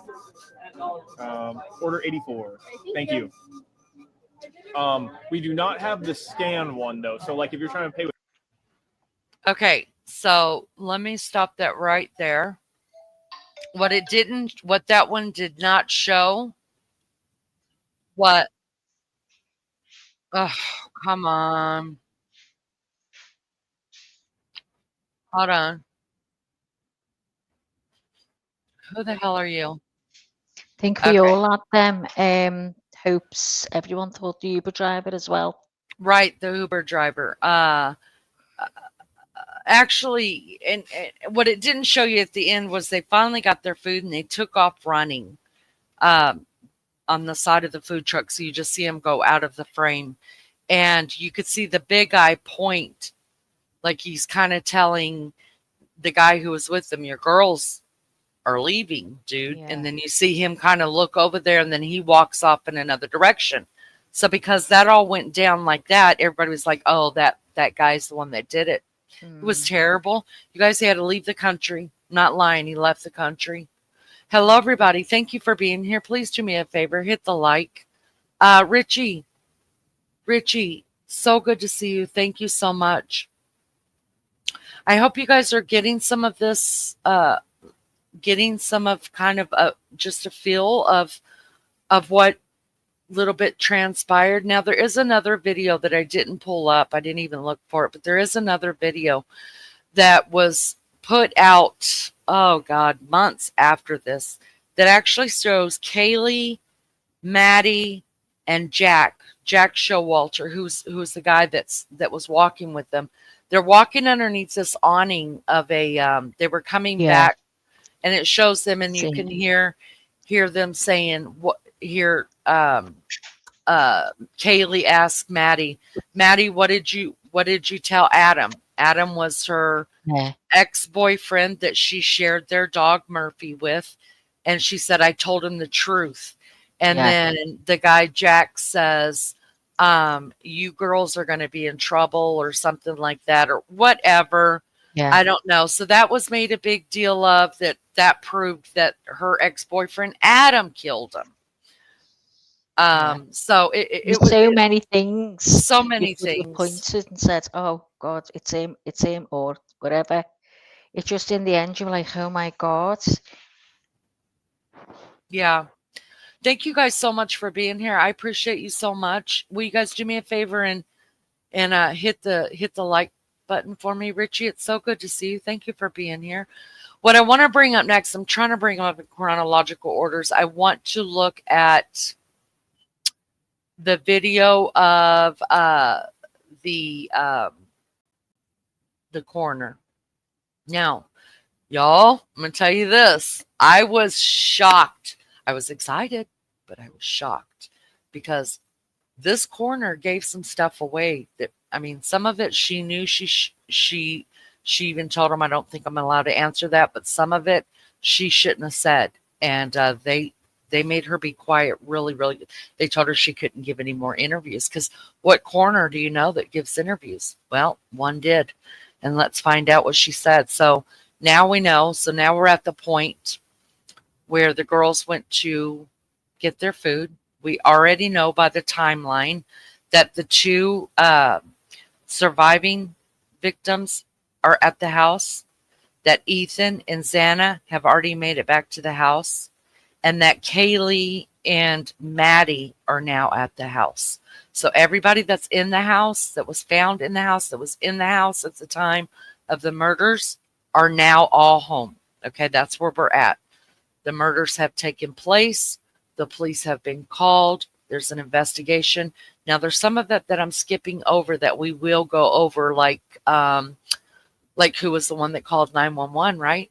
And why did they say somebody was passed out instead of saying we've got dead bodies here? Why did it wait 8 hours to call the police? We're going to go into all that, but I'm just trying to lay a foundation for what we knew in the beginning. Okay. Hi, Lolly. Good to see you. Good to see you. Listening in the bushes because I'm sicker than a dog. Oh, sweetheart. Oh. Get well, honey. Drink lots of liquid, lots of prayers to you, and I hope you start to feeling better. I mean, the flu's going around. It's just taking people down one by one. All right, let's look at the coroner. Let's talk with the coroner for a minute. Let me make sure that I've got this as big as you guys can see it. Yes.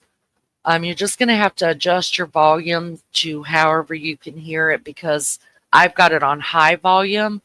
So I'm sorry if some of these are louder and not as loud. You'll just have to do your own adjusting for it. So let's go. Here we go. All right. Kathy, with a C, Mabbutt, Mabbutt. And I'm going to ask you, how long have you been doing this for?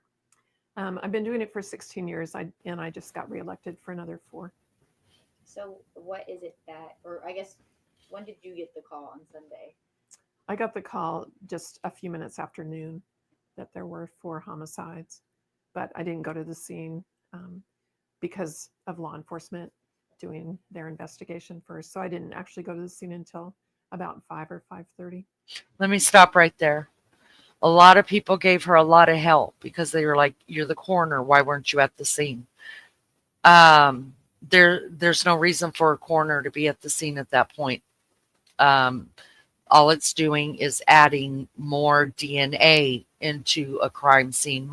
There's no reason for her to walk around until the police call her and say, please come pick up the bodies. Okay. And she'll walk in, she'll look at the placement of the bodies, how they're laying. She'll take her own pictures. She doesn't touch the victims. She wants to see how they're looking. What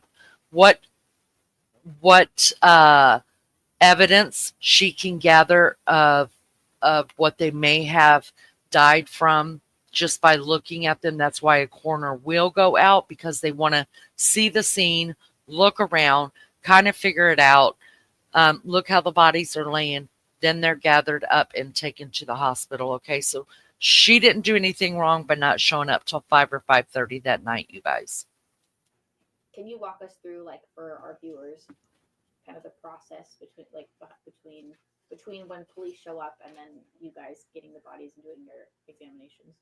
Sure. Well, law enforcement goes through and looks for any evidence, takes videos and pictures of everything in there, and they'll start talking with people. So I don't really need to be there for that.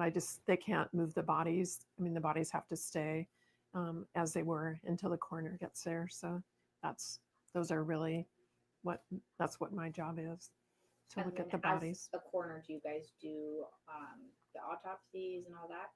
No, we some do if they're an actual medical examiner, but we have forensic pathologists and we contract with Spokane to do that.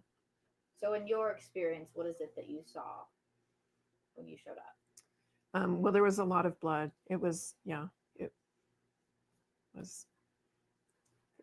very sad scene with 4 murdered college students. You're rolling all 4 deaths on sites? Yes. And can you give us a manner of death? Yeah. I believe that the press release was that they were from a sharp object. So stabbings. Yeah, I will know more after the autopsies tomorrow. And do you believe this could be like a murder-suicide or? No, there are 4 homicides. 4 homicides.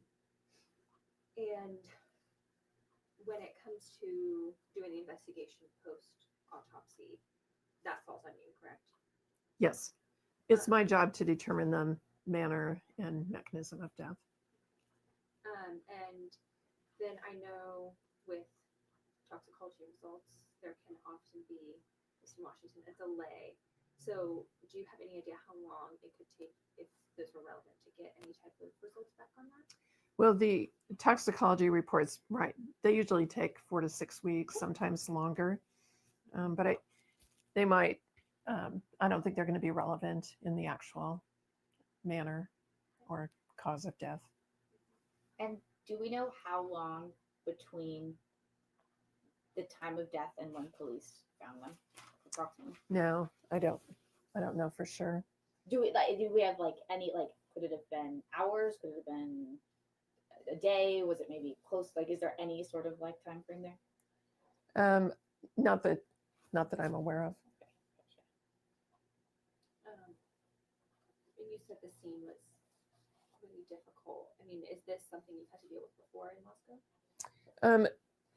Since I've been coroner, there have been at least 2 other multiple homicide scenes that I've been involved in. So Would you say this is probably the most gruesome? no, it's hard to just single it out. It's the only one I've been to where there have been 4 people at one scene. There have been the other ones have had multiple scenes. And was anybody else injured, like any non-deceased people? Not that I'm aware of, but I wouldn't necessarily be notified either. Okay. I didn't know if that was like because the injuries could be similar, but matter to you. Oh, But, right. okay. Were the deceased all in close proximity to each other, or were they in different rooms? I don't know that I can discuss that. That was gonna be my next question too. So I think, yeah. Will we be able to get a copy of your report once it's concluded? I'm sure it'll be. Oh, sure. Yeah. Yes. Okay, just call. Yes. Thank you. Do you know what the time frame for that would be? It just depends on how relevant the toxicology report is, but Okay. So- Okay. So it was like the 4 to 6 weeks. it could be. Yeah. Thank you. You're welcome. Yeah, Thank you. We appreciate it. sure. All right. So she's the coroner of that county, as you guys saw. But she did not do the autopsies on them. They were sent up to Spokane, Washington to have their autopsies done. She did do another interview, guys. There was an interview the day after or the day after that. I didn't want to do both of them, but where she talks about the differences between stabbing and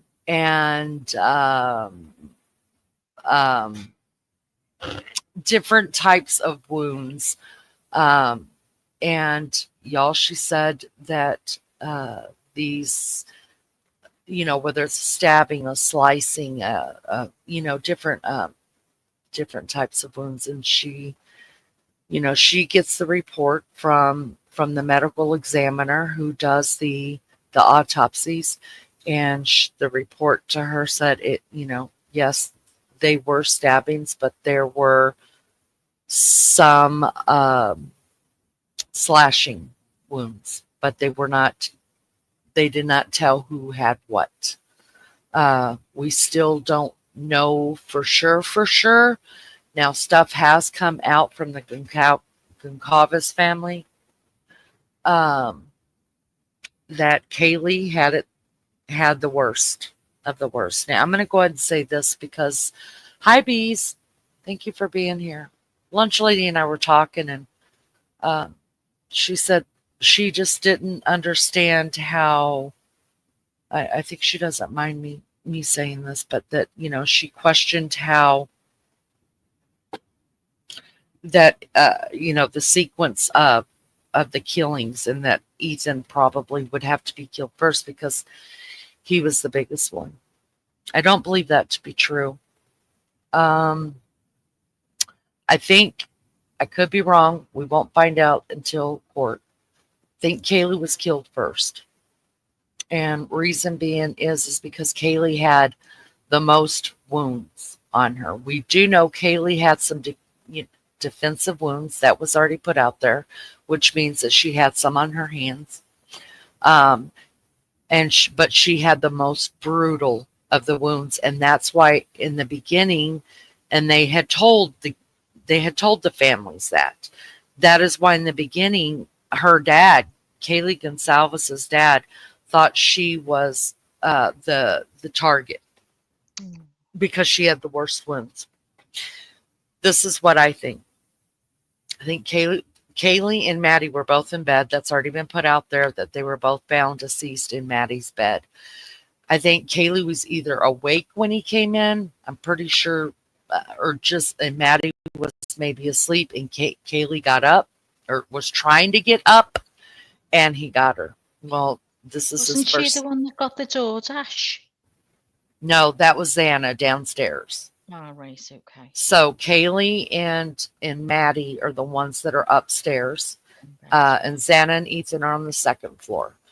And he had all of his energy. He hadn't exhausted himself yet, and I think that's how he got Kaylee. And I think Maddie woke up. Now you could look at the video. You could tell Maddie could barely stand up, you guys. She was holding on to stuff. She was swaying back and forth, and she was pretty drunk or whatever. And so she, of course, and she was a lot smaller than Kaylee. So she wouldn't have been nothing to take out. Okay. Then I think and when you hear Dylan DM telling the police that she heard, at first she thought Kaylee was playing with her dog because the dog was barking. She kept hearing these bump, bump, bump, like stuff upstairs, like you hear when people are upstairs goofing off. You hear those loud bump, bump, bump, bump, people's feet.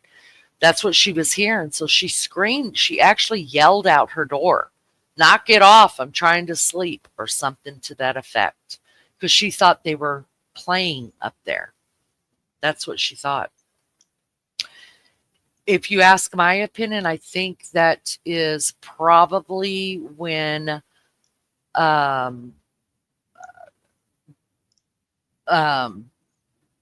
he started coming down, and I don't know for sure. We're going to have to find out the sequence of what the police think that the events are, but I do believe Kaylee was killed first, and that's why she had the most wounds, because he wasn't give out yet. Didn't take much to unalive Maggie. He came downstairs. I believe Ethan was the third killed. I have two theories about it. I have a theory that Xana was out of bed. She wasn't even in bed. She was either coming out of the bathroom or coming out of the kitchen, putting her food up, whatever. She was coming out, and he got her, didn't kill her, but he got her. And Ethan saw the attack and jumped up. Well, he already kind of incapacitated Xana to the point either out of fear or she was, hurting and bleeding or whatever. And that is the crying that I believe that Dylan Mortensen heard that she talks about, because she's watching Ethan and him fight. And I want to say it's safe to say that he probably unalived Ethan by a neck wound, a really bad one. Then when Dylan Mortensen says that she hears someone crying, and then she hears a voice saying, "It's okay, I'm going to help you," is when he walked back up to her. And I think she was pushed up against the wall, like out of fear. She had nowhere left to go. She backed up into the wall and maybe slid down it, or didn't slide down it, because remember there was a thunk, and the thunk was, that is what they heard. Okay. Something dropping to the ground, heavy. So I think she had backed herself up to that wall where the blood was coming out the side of the wall. And I think when he said, "It's okay, I'm going to help you," he was just being, In other words, I'm going to kill you and put you out of Stiff, your yeah. misery. Yeah. And so then he finished her off, and that's when Dylan Mortensen opened the door for the third time and saw him coming. Why did the dog not have any blood on him? That's odd.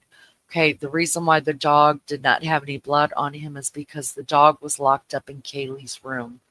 So that's what we're going to show you. We're going to take a look at the inside of the house. The dog was not in any of the rooms. In fact, the dog wasn't even let out of the room until after everybody came over. So that's why he didn't. How could he kill two people at once? I don't think he did kill two people at once. Did he kill them? He didn't kill them simultaneously. What I'm saying is I believe that Kaylee became aware somehow that she was either being stabbed or that whatever, because Kaylee was up against the wall. Let me tell you how they looked, and I've got proof of it. Her parents are going to tell you. I've got it opened up. The bed was up against the wall. So the headboard was up against the front wall, and the bed was pushed against the wall to the other side. Kaylee was laying up against the wall. She had nowhere to get out. She was basically stuck where she was at. And so she either woke up during the crime of it happening, or she woke up, or she was still awake, and he just went at her first. Maddie was completely wasted.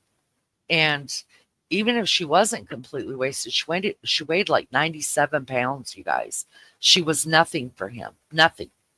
And we don't know how many it took to, nobody's telling us how many times these people were actually stabbed, right? He could have done her off with one stab. We just know Kaylee was, had the worst. So I'm not saying that they were stabbed and killed at the same time. I'm saying he was smart enough to know how to incapacitate people. Yeah. You see what I mean? And I think it happened so fast that it happened so fast. Let's see. It's just something you're thinking about, isn't it? Yeah. And then it's when it goes to trial again, all the details, and that's when you feel it for the parents, Yeah. having to listen to it all. Yeah. The next thing I want to pull up, you guys, I hope you guys have hit the like button. If you haven't, please just take time to do that for us. I appreciate it so much. I think we should probably look at, I want to bring up the traffic stops. I think that's the best thing to do, is to bring up the traffic stops. Now we're up to the point where we know that What about the virtual house? Let's do the visual of the house first. I've actually got two, Maggie. I've got the one that you sent me, and I want to show that because the camera is really, really steady and it's going through. But the problem with that is that the other one that I've got, I can control the camera. Yeah, so okay. I could say, turn around and say, oh, you see Kaylee's room Stop over and there. then start again, yeah. Yes. So I want to, Lindley, hello, sweetheart. Good to Hi, see Lindley. you. Yes, lunch lady. I agree. Peggy, I agree. Sometimes things are not always what they appear, but sometimes they really are exactly as they appear.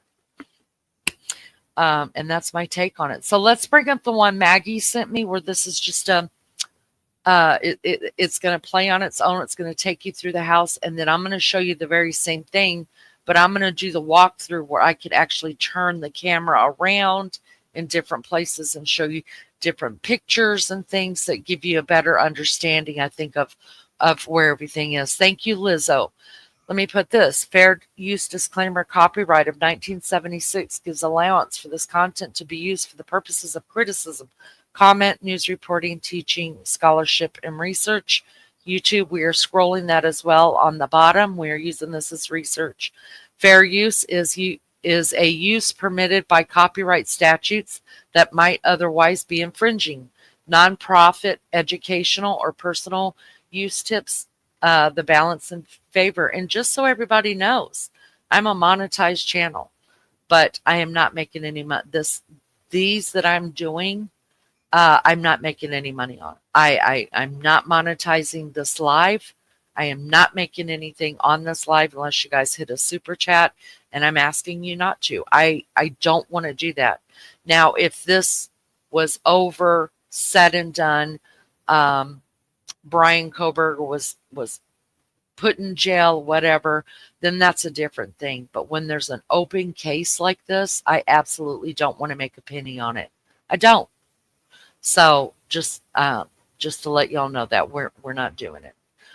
The only thing I ask is that you hit the like, and that's for free. Let's look at, hold on, it's got to come up. Come on, come on, come on.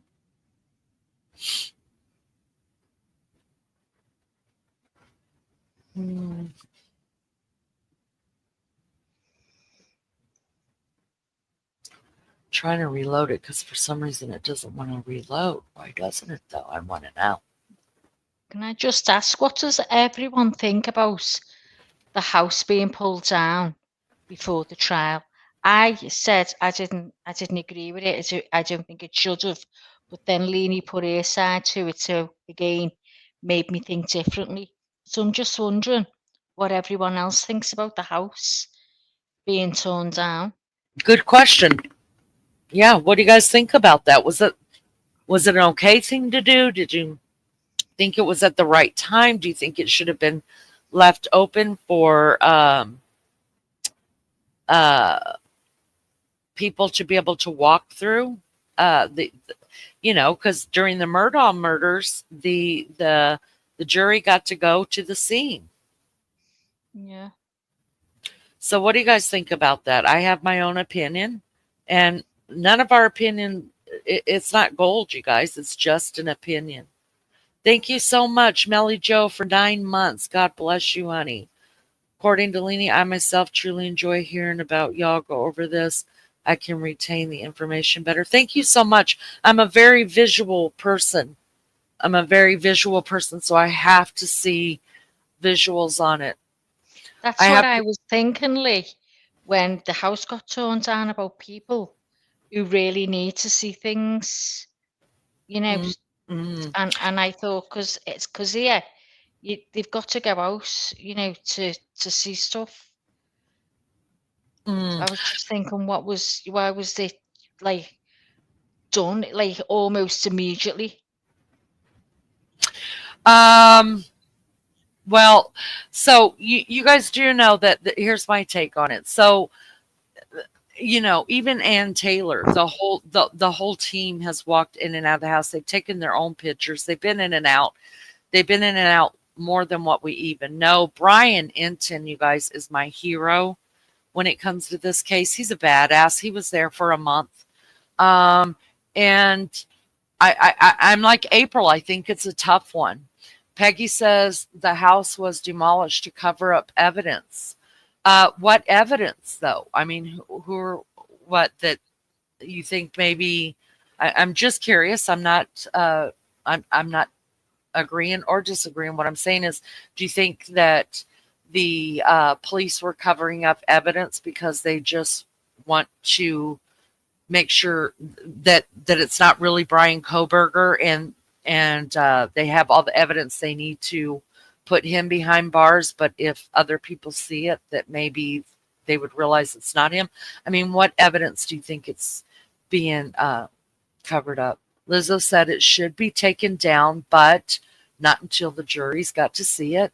Aussie True Crime is going to go do some school runs, etc. Love you all. Leanie, I watched the rest on replay. Aussie True Crime, thank you so much.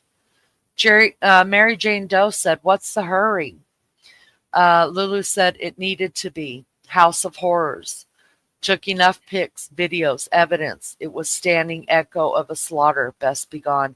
I'm there with Lulu about that because, like I said, I've got a college age kid Y'all, there were so many kids that could not go back to that school. It was just too much. They were scared to death. Even now, after they caught Bryan Kohberger and after the holidays and stuff, a lot of kids did show back up to school. But imagine how you would feel looking over at that house was right there at the college. How you would feel. These people, I get that now. yeah, the police just didn't go in there and take some swabs, you guys. They've done a total 360. We're fixing to look at one. They did a total 360 with the bodies in there. They did not remove the bodies, you guys, until the middle of the night. Did you know that? There are no pictures of them taking the bodies out of the house. Have you known of that before, though, Lena, where that's ever happened before? I mean, because there's been that they've removed, they've done that before. Yes, absolutely. Where they wait to take the bodies. The No, girls I mean, demolish the place, the house. Oh yeah. There's not many times, honestly, truly, that a jury will go through a house. Usually the only time that happens is it depends on how big the case is. Yeah. Really. That's what it's about. But it's different than what happened in the Murdaugh case, right? They actually went in there. They've got measurements from this door to that door, this to here, that to there, this, you know what I mean? Murdaugh, they didn't do that. They didn't do all the measurements. So they couldn't see like where the jury wanted to see exactly where like Mrs. Murdaugh's body was found. And then they wanted how many feet it was to their house. Mm-hmm. Do you see what I mean? Yeah. That was a totally different situation. There were two bodies in a totally different location, and there was a lot of coming and going from Alec that his phone records were showing. So they had to actually go there and be able to see it, plus be able to do the drive-bys and stuff like that to do the times. This was done. I believe Idaho got this one right. I believe as far as like the measurements, doing the streets, going around each house, all the way around there, they collected evidence. Every security cam belongs to them now. They drove the security cam thing. I believe they did it right. I do. Yeah.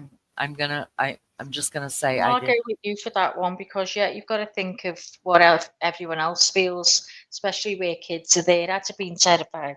Yeah, I would have been. It just was, and they were such big people on campus. They were part of fraternities, but it doesn't matter if it's nobody. It's still like, oh my God, those. It's. Could you imagine? I couldn't imagine having one across the street. I ask my daughter all the time. There's a murder house across the street. My daughter hasn't been solved here. I'm like, how the hell do you live here looking at that? Yeah. And she's like, Jesus. Lindley says the demolition was way too soon as it is evidence. I understand that.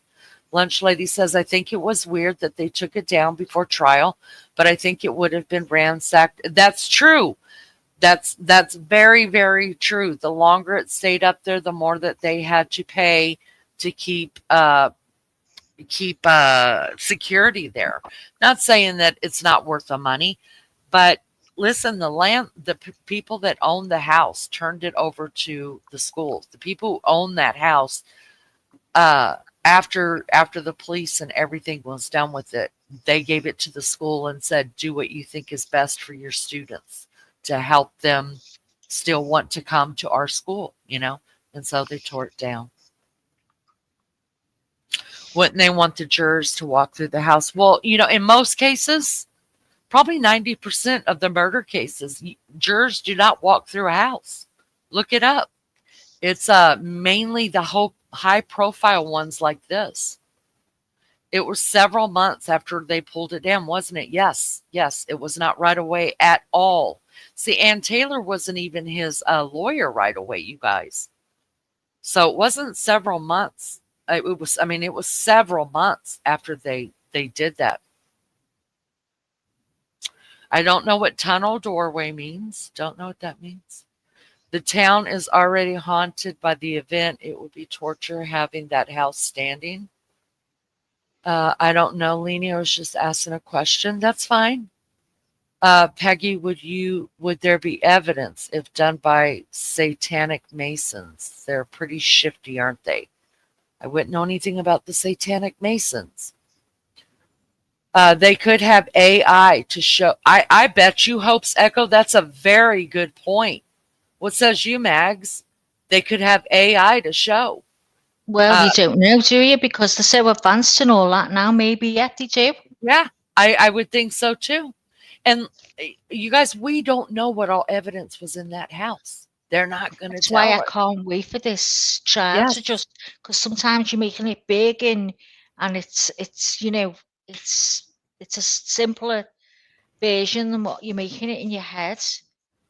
I Jay, didn't see your question there, B's opinion. I You didn't said see it. I didn't no. see I'm it looking either. for it now. Look for it and put it out for me, Yeah, please. I can't see. Go on, carry on, Lee. JB says seeing the house isn't going to make or break the case. I agree. TLC is me said, I heard that since the hearing will be heard in a new county, it to be too far for the jury. That's true. See, it's already moved. It's not in Latah County anymore. And Judge, God bless him. I thank God he's not on the case. He had the choice. He could go down and preside still over the case, and he chose not to, and I'm glad he didn't, because I do see there was a conflict of interest. Listen, I think he's in love with Ann Taylor, and it showed. But yeah, TLC is me. Yeah, definitely. I can't find it at all, B. Don't know how far back it is, love. Do you want to say it again? Yeah, I can't find that. I'm looking for. I don't. Yeah, there was a creator that did that, Mary Jane. Because I watched it. He did the 3D version of the house. It was all white inside, if I remember correctly. I think I found what Bees is talking about. She said Bryan went to school to learn how to get away with this, but what he never took into consideration is his arrogance and his adrenaline rush. That's right. That's exactly right. He was an arrogant little. He thought he was smarter. He thought he did, and you can see that in him. You could see it. Just the one video that I don't have pulled up that I should have pulled up is the video of him talking to the cop in town that he got pulled over for before the murders, and was given a warning, I think, by her, because you're not supposed to pull out into the middle of the intersection, even if you've got a green light. You're still supposed to stay behind that line. When it's clear, then go. He was out in the middle of the intersection. Y'all, he was just being a sickening little fucker.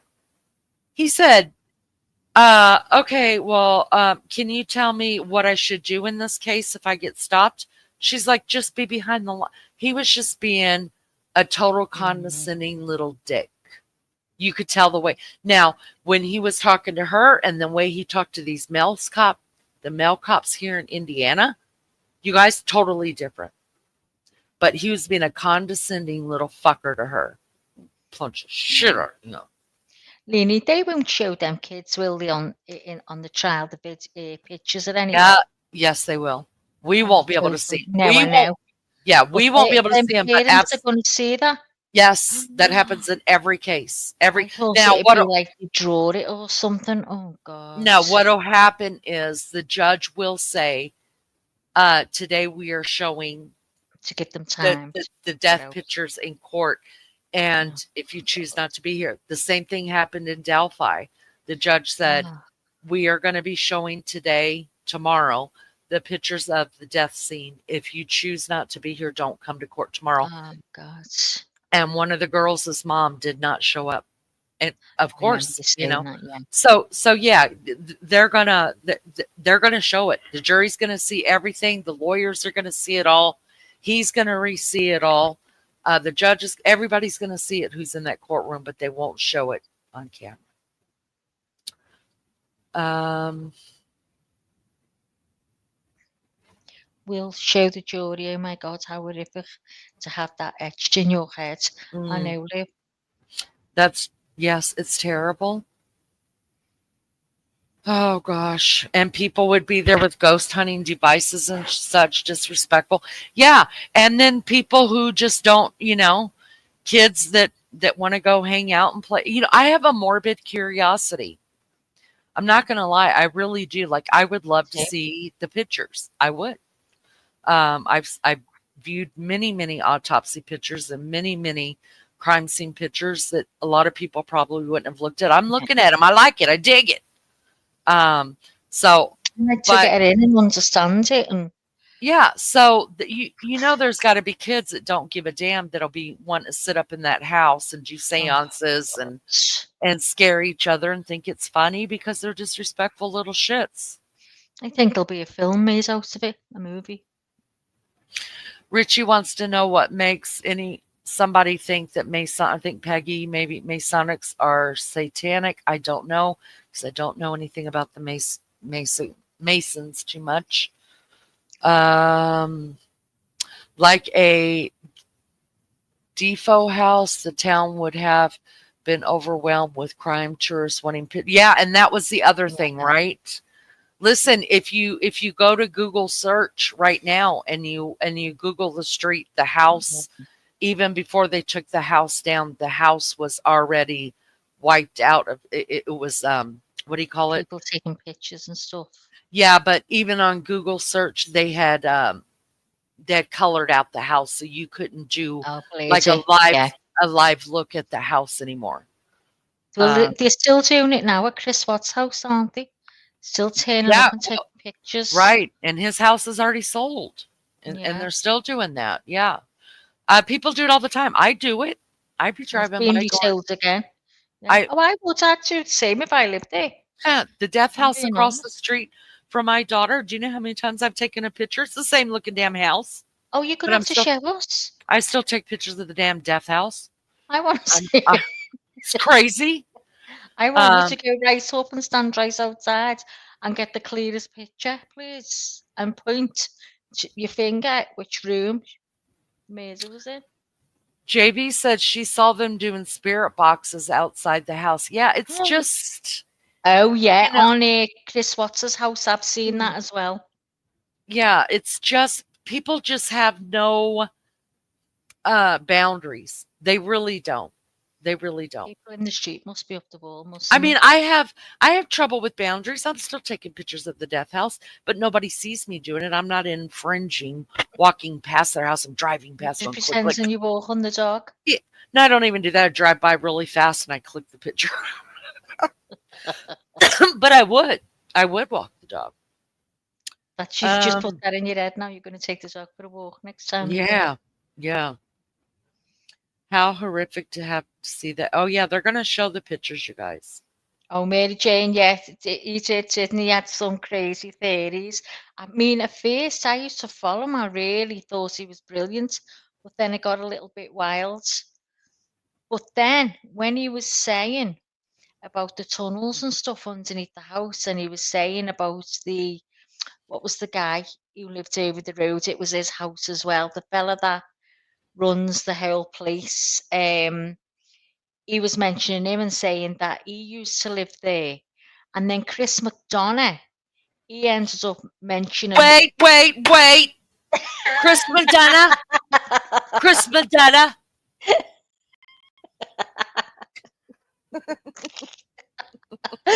Oh, my God. Yeah, so Chris McDonough, he said the same as Crime Circus. So I was thinking, oh, my God, because I really like Chris McDonough. So, but then it got a little bit crazy after that. He went a bit AWOL. So, I don't know. I will say this about Crime Circus. I used to watch him just, I could only handle him here and there, but I watched him enough to know. I could be wrong. Crime Circus, don't come at me, okay? But he says the most outrageous shit. And I think he does it on purpose because he's got a huge following. And sometimes, Lainey, the outrageous shit can be true. Right, but some of it is so outrageous that it would take people think that are complete conspiracy theorists. I mean that's they cannot think logical because they're that complete. Mhm. They're that completely screwed in the brain with conspiracies. And I think he tends to lean to that direction just to get them going, Yeah. knowing in his heart what he's saying is not true, but Yeah. he's He just knows putting it how out there. to. Yeah. Yeah. Yeah, yeah. Chris Madonna. Oh, we Is love that a Chris mask Madonna. on his face or is that paint? It's Because it paint. looks like a mask around his eyes. No, I If you think look at it's his eyes, yeah. I it think it. definitely looks like a mask. Yeah, maybe it is. I don't I know. keep looking too close. I'm terrified he's going to go "Wah!" like that to the camera. If you just look, it definitely looks like silicone around his eyes, but the rest doesn't. Can April, you anyone tell cracked me what me you up. think? April It's said, booms on booms. so good. Joni, we love Chris Madonna too. Boom. We're Yeah. making fun of Nancy Grace because when Nancy Grace gets Chris on there, we try to mimic Nancy Grace, and she's like, wait a minute, Chris Madonna. Did you hear that, Chris Madonna? Yeah. Lulu said she remembers trying to convince families not to advertise the viewing of their loved one in the funeral notices. We would have every weirdo turn up wanting to see a dead body. Oh Well, wow. I've seen funerals, right? I've watched them. And because I want to know everything the way you do it, because it's so different to the way we do it. And I can tell there is strangers all queuing up in that room to look, but it's always when it's a high profile case. You see them all there going over, and you can see people looking at them going, who are they? Who are they? How could they do that? Lulu said, who was that nice fellow with the big round face that started off with Chris Madonna? He got sick, I heard. He was really sweet. Was it Roy or something? I think that was Oh, before it my was YouTube. yeah. Oh, what's his name? Oh, God, let me try and think of his name. It says he starts off with Chris. I don't think he did. He's got his own channel. Is that the one you mean? Because there's everyone that starts off with Chris is still there. They come in and out as far as I know. I think you mean he's got cancer. He's getting treatment for it now. Oh, what's his name, Lean? You know, he's Not the cop, ex-cop. not Judy Ron. Yeah, is it Juicy on? No, Jay Brad says that it's Josh from the lab. Oh, yeah, you're right, Josh. He liked Josh. He used to always speak to him, and he brought him over, yeah. He used to go over there, sorry. He used to go on Josh's panel. You're right. I haven't seen him for a while now. Yeah, come to think of it, I haven't seen him around for quite a while. I used to watch some of his, but more so Chris Madonna. Chris. Whoa. Chris Did Madonna. you watch what I sent you last night, the beginning of it, where the girl a month before the Idaho murders? Oh, yes. I watched it. Yes. I'm just wondering if everyone has seen that one. Because that was just... I'll try to remember and bring that one up next time we do it. Yeah. All right, guys, let's get back to this really quick. All right, let's see. What did we say? Oh. Yes, we're going to do the layout. That's right. Okay, this is the one Maggie found, you guys, which is basically the one I have, except for I'll move myself around the room. This is one of the ones that if you're not looking at your phone or your TV, you're going to want to, because these floor plans that we're going to show you guys, it's going to kind of make sense now. All right. Hopefully. Yeah, hopefully. All right. Let me make sure if we're on. Let's take this off. I got the hiccups. All right. Is that showing it? Yeah, it is. I think. Maybe not. Wait. Wait. I think I have to. Okay, I'm going to have to preset this one. All right, I got you. Big Daddy.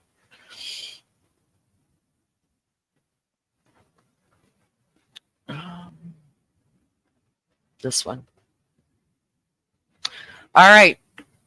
So we all know, you guys, that this is what the house looked like. From what I understand, you guys, this house was added on to not once, but twice. Twice. This third part up here that Kaylee and Maddie were in, this did not exist in the house in the beginning. There also used to be right over here on this side, if you can see my cursor, there was a garage, a one-car garage there that was taken down. Right back over here, you guys, is, can you guys see my cursor, Maggie? Yes. Okay, good. Right back over here beyond these trees, you guys, is a parking lot. You can kind of see the parking back there, but all back behind here is a parking lot, which is where they say over here would be where he parked at, the perpetrator, but there's no way out this way. So you would, if you, wherever you parked right in here, you would have to turn around and go back out that way. All right. So let's go into the house now and watch from here.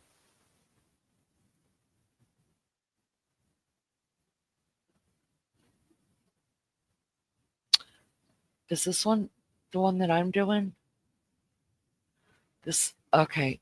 Okay, hold on. I got the wrong one up. Let me stop this a minute. That's the one where I can walk through it for you, but I want you to see the other one first.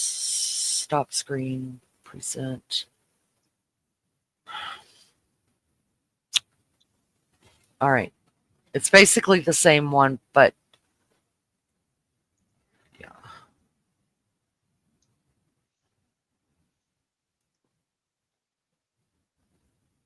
Well, why isn't it doing it? Wait a minute. Maybe. Oh, okay. I got it. Sorry, guys. Give me just a second. I'm working through it. I promise. Stop screen there and pull up this one.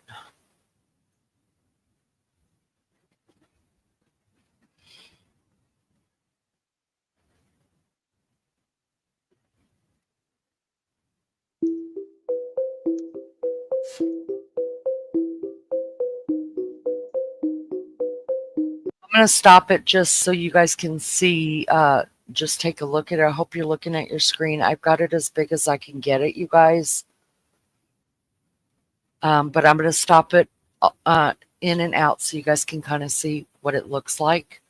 I know some of these, it's hard to get a visual, so we're going to get through it, and then you will totally get the visual by the time we're done. This is the second floor. DM. This is Dylan Mortensen, the one who gave, who saw the perpetrator. This is where Xana and Ethan were. If you go down these stairs right down here, you go to the first floor. And right here underneath the living room would be the other surviving roommate.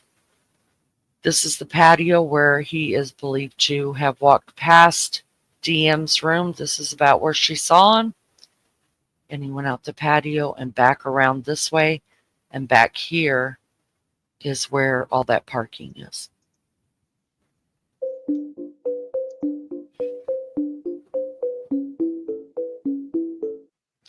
This says, I try to add text to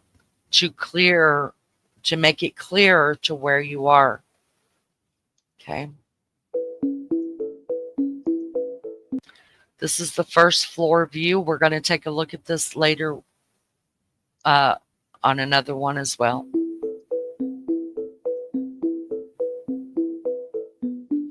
So that's the front door right there where the cops came to the door and dumped out their beer. It pissed somebody off because they thought that it was so abusive to the kids.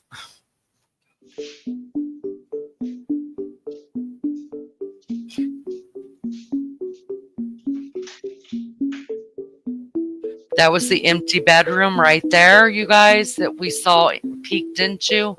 Down that hallway is where Bethany's at.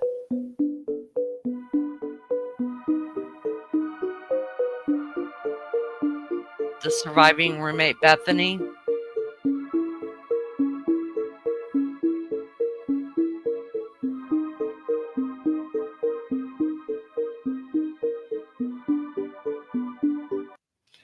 It says this bedroom was vacant at the time of the murders.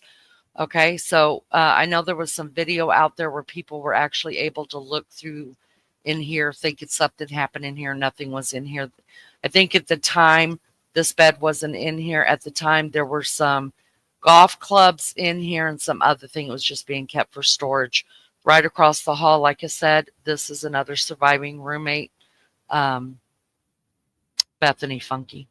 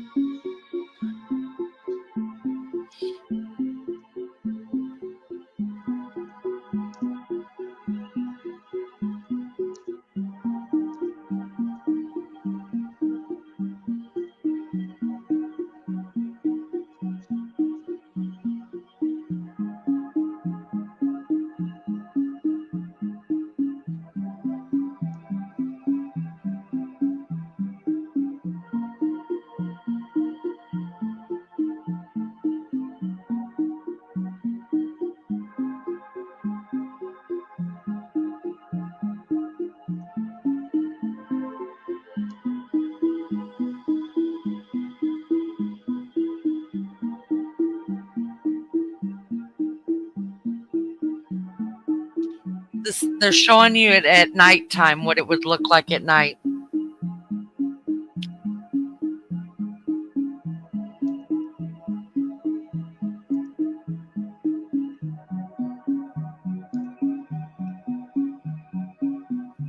View from the living room on the second floor.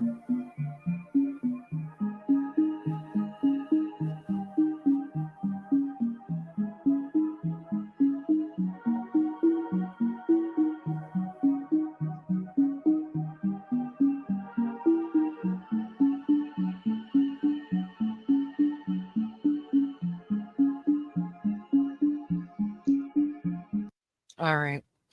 I think that's kind of deceiving in some ways, if you ask my opinion, because we don't know how dark it was in the house. So, I mean, I guess if those were the lights that were on, then maybe that's, but we don't know. I mean, who knows? Some people sleep with all the lights off. Some people leave a lamp on. Some people, you don't know. So I think that part's kind of deceiving, but it's kind of cool to get an idea of kind of like what you would see in the dark. I want to show you. It does make it more ominous. Yes. Now I want to go over the same one, but it's got more information on it, and I will be able to walk the scene and be able to talk about it with you guys, if you don't mind. Maggie, can you give me a second? I have got to pee. Maybe ask the Go on. chat another question. I think what I want to know is, let's ask this. Is this the first time any of you are hearing about this? And if not, when did you actually hear about this? And are you learning anything you did not know? Yeah. Well, I did. So that's that. Because I mean, I think we've all heard of something a little bit different. But I used to watch Jace for Justice. I used to watch that, and I've watched most of these Kohberger ones, especially when it first started. So I don't know if any of you's watched it, and then you've, because a lot of people just forget about it, don't they? Because it's been 3 years now. God, where's the time go? I can't get over it. But I always said, oh my God, when that child comes on, I've got to watch it, because I had from the word go seen all these little videos, even where they were in the bar, before they were walking down the street, where Leanie was telling you before, when you heard the girl talking. She's brilliant remembering the names. I'm absolutely awful. And you could see them in the bar, just having a little drink and a laugh, and you just can't get over it, you know. And you, first of all, you're thinking, God, I thought maybe this was in my mind. She was pregnant, and one of the other girls had gone and told him, or something like that, the way things were happening. I had all kinds going. I would never make a cop. So has anyone learned anything they didn't know between yesterday and now? Is there anything that you've realised? And is there anyone here that hasn't heard about this case? So few windows, doesn't even look up. There isn't a lot of windows, to be honest, but mind you, I can only see the back of the house has only got one window, which is, you've got the door and one little window on the side. But at the front, they're all glass, aren't they? There is patio doors and that, so there's plenty on the front. But it was like back to front, or is that the way I'm looking at it? I don't know.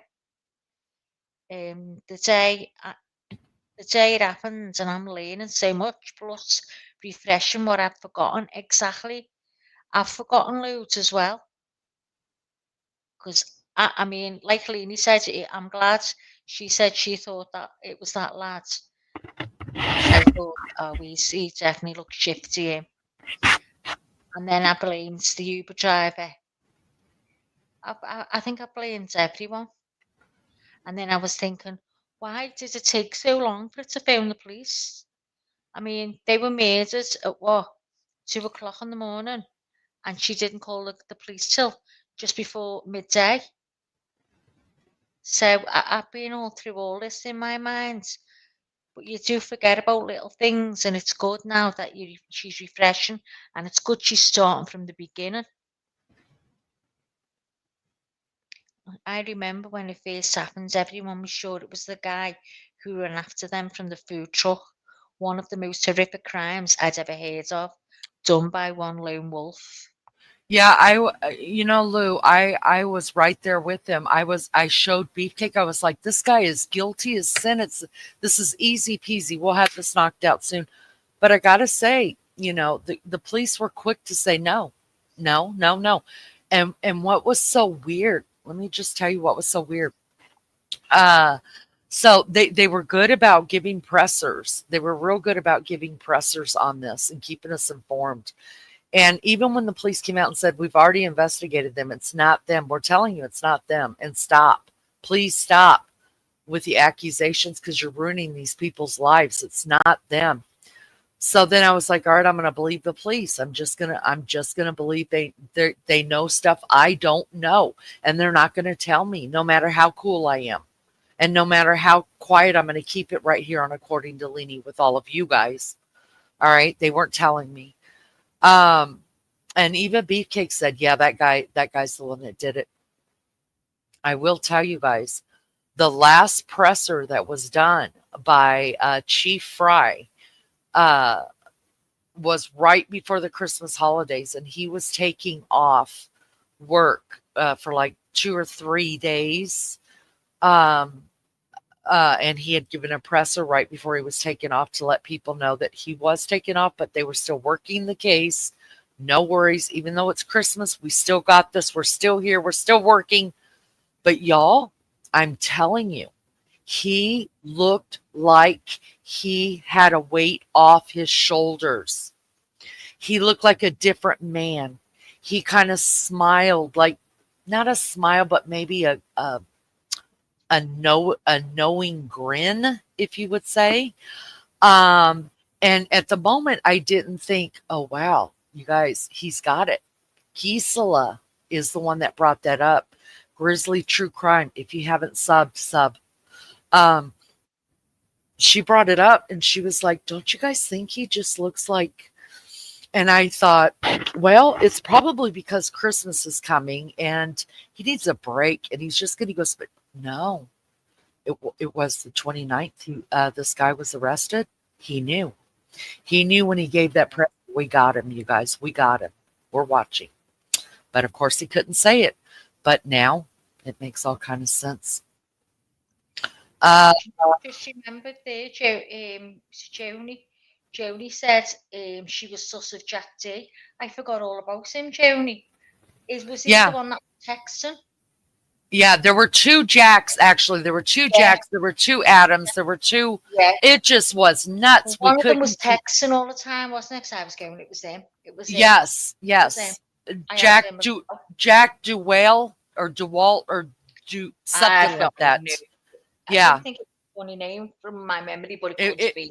It was a weird name. Yeah. Lulu.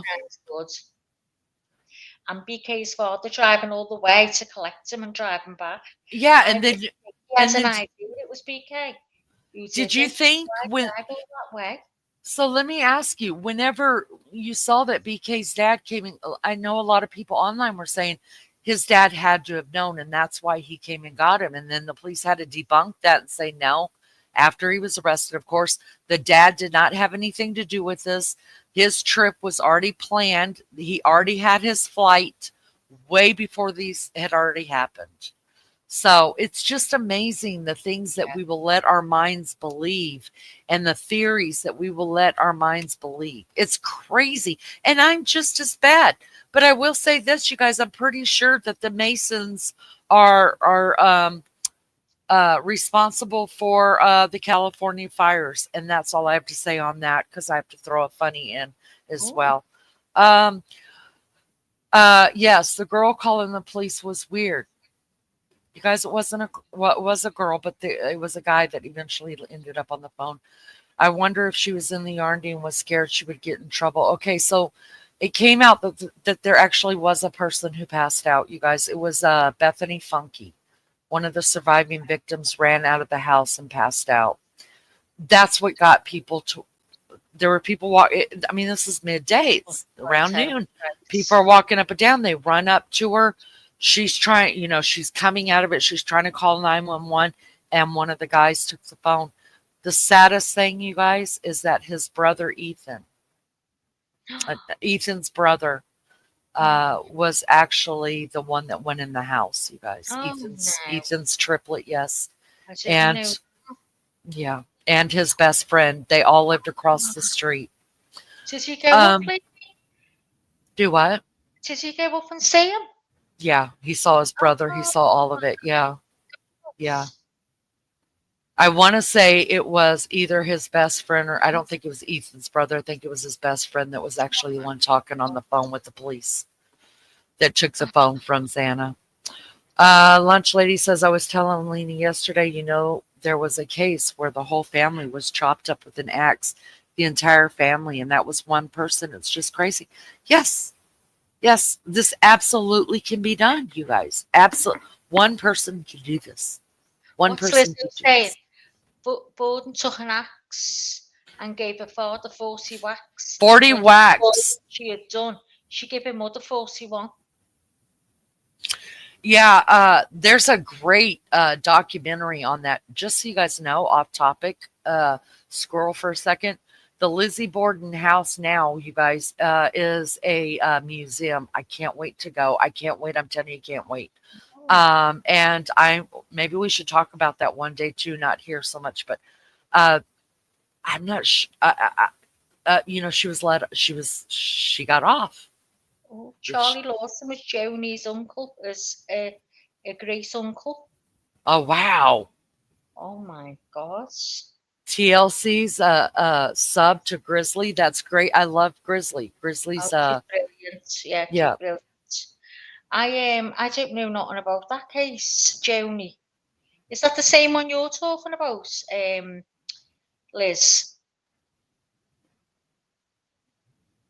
No, it's not, is it? Hope. She said she thinks it was his best friend, not his brother. No, his brother absolutely went in.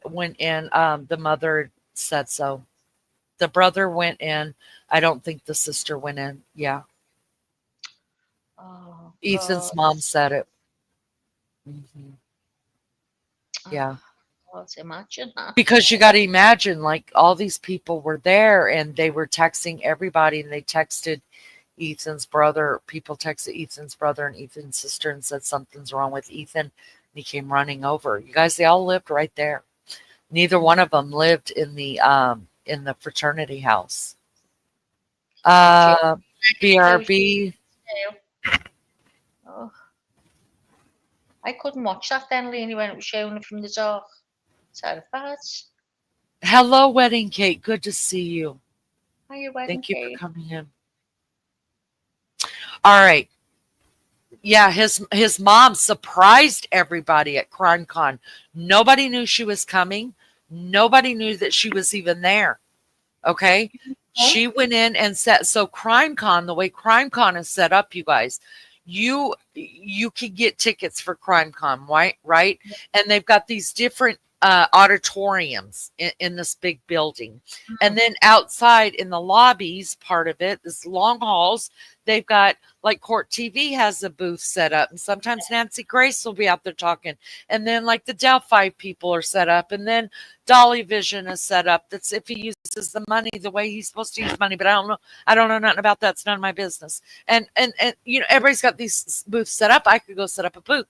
Then you have to pay. Like, if I wanted to go watch the interview with the family of the Delphi, the family, and the investigators and the people, you have to pay extra to go into that seminar. Nobody knew his mother had paid, was even in the building, even there. They didn't recognize her. She paid extra to get into it because they were talking about these murders. Of course, this was when was already in jail. Kohberger was in jail. It wasn't this past CrimeCon. It was a CrimeCon of 2023, and they already had him. And she went up and they open up mic. You guys, you get out of your seat, you walk down, you talk, you ask the mic, ask a question in the mic. Whoever's on panel can answer you.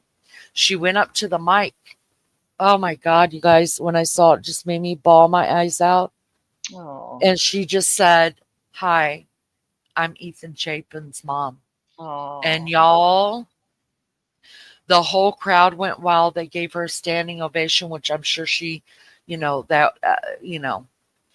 wasn't there for that. She didn't do, but she said in the interview that she wanted to be there because she wanted to hear what they were saying about her kid. She's been highly upset that people have been given interviews and that people in the beginning, other family members, were talking about her kid in their interviews when she only chose to give a couple. And that's why she wrote a book. The Boy Who Wore Blue or The Boy Who Wore Red is the book that she wrote, because each of the boys had a color that they would wear when they were infants. And that's how they told them apart. And she wrote the book because she called the families and she said, "Look, you guys do all the interviews you want to do, but please do not speak for my family or my son. We will do that when we feel like we need to." And so she said she went to CrimeCon because she wanted to be able to see what they were saying about her son. And I get that. I get that so much. It's so personal. Yes, they all died together, and it's horrific, and they will always be linked together in death. But at the same time, I would be like, please don't speak for my son. You know, don't do it. Don't speak for me. That's what happened in the Delphi murders, you guys. One family was very outspoken, out there, just giving interview after interview, showing up to CrimeCon, doing this exactly what they should do. That's the kind of parent I would be. While the other parent was very, very, very private, very private. She had to ask the other family, please do what you want to do, but don't mention Abby. I will speak for Abby. I will speak for my family when I want to speak on them. I don't want to hear her name every time you guys do this. She's a very private person. So I understand that. What I don't understand, and maybe you guys can answer it after we're done. We've only got a few more things to look at. I'm going to write the question down so I could ask you guys after, and then we'll go on to the next one so we can finish this up. Oh shit, I forgot it already. I'll remember it. All right, let's go to the other one that is the exact same one, but it has even more information of it. I hope wherever you're at, you're able to see your screen, because I think this is going to open up your mind a lot to, I think it's going to start, I think it's going to make sense to you about where they were, things like that. All right. So let's look at it. Again, it's the same exact thing that they showed in the beginning. This is the back of it, right when they started, or this is actually when they were tearing it down. This is apartments over here, and this is just the property. All right, so we're going to go to, we just walked in the front door. Now, I hope I don't get it too wonky for you guys, because I can completely move this. And I'm going to try, because I just want to slow it down to give us a complete vision on what we would see the minute we walk in. All right. So we're walking in the front door where the cars are parked, okay? As soon as you walk in the door, you see these stairs going up there. And you look this way, right here. This is the first floor shower and toilet, okay? So in this door that you see right across from the front door is a bathroom for the downstairs. If you walk this way around the stairs, you're now at Bethany Funky's room, a surviving roommate that is right underneath the living room. All right, let's go in. All right, let me stand so I'm standing where the door is. I'm looking all around this room. Okay, so we're standing at the door. Here would be her closet. Okay, got that? The side, one of on the right-hand side wall. From the affidavit, page number 2, 2 of the interviews include Bethany Funky, BF, and DM. Both BF and DM were inside the King Road residence at the time of the homicides and were roommates to the victims. BF's bedroom was located on the east side of the first floor on the King Road residence.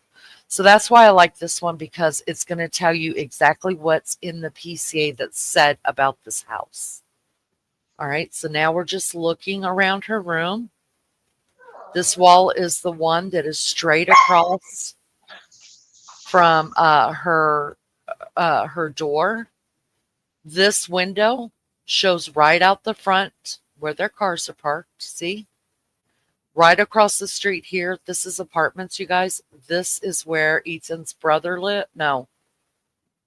This is where Ethan lived. He did not live at the fraternity. Ethan's brother Ethan and Ethan's best friend lived in these apartments right here. And so did Kaylee's ex-boyfriend, Adam, lived right here. Beyond this over here is where you guys would see the fraternity, the big lot, you know, all the grass, and then you'd see the fraternity house is right over there. All right, so that's looking out Bethany Funky's bedroom window. All right, so that's where we're at. Let's look at what this is.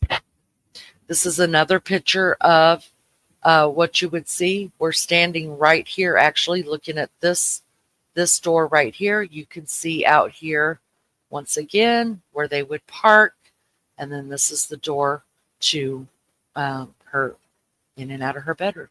So let's leave her bedroom. Like I said, this right here is the vacant bedroom. Let's walk over here, and right here on this wall is where we were at, where the bathroom for the downstairs is, you guys. So let's walk back over to where the front door is, right here. This is the vacant bedroom, guys. There was nothing in this room other than, like I said, they were using it for storage. I remember seeing some golf clubs in there. The bed I didn't see in there. All right, so once you walk in the front door, you either have the choice to go to one of those two bedrooms, that bathroom, or just go on upstairs. All right, so let's see what the affidavit says about this. On November 13th, 2022, at approximately 4 p.m., Moscow Police Department Sergeant Blaker and I responded to 1122 King Road, Moscow, Idaho, to assist with scene security and processing of a crime scene associated with 4 homicides. Upon our arrival, the Idaho State Police forensic team was on the scene and was preparing to begin processing the scene.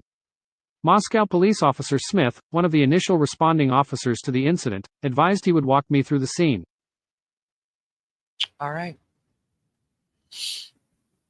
So this is where they traveled. They went on upstairs. Let's keep going. I want to ask you something. I want to remind you of something, actually. Do you guys remember when I showed you that picture last night of the crime scene? People we were looking through a window and we saw this sign right here behind him. Remember that? There was a man who was dressed in a hazmat suit that was working the crime scene, and we could actually see this picture behind him, which means he was standing somewhere right here. Okay. All right, let's do it this way. This is what the students' TikTok in King Road would bring up. Now, let me explain this. Right before the killings, the girls were always on TikTok. These girls are no different than anybody else. You guys, they were on had a very high social media presence. Let me go ahead and put this out to the Goncalves family. Kaylee Goncalves' parents have come out and said that Bryan Kohberger was following Kaylee Goncalves and Maddie Mogan's Instagram, both of their Instagrams. He was following them and also made hit the like on a couple of their pictures. So this is just one of the videos that all of the girls that lived in the house made as a funny to put on TikTok. This is all the girls right before the death. Please tell me you can see that. Okay, you can see it. Okay, let me get back.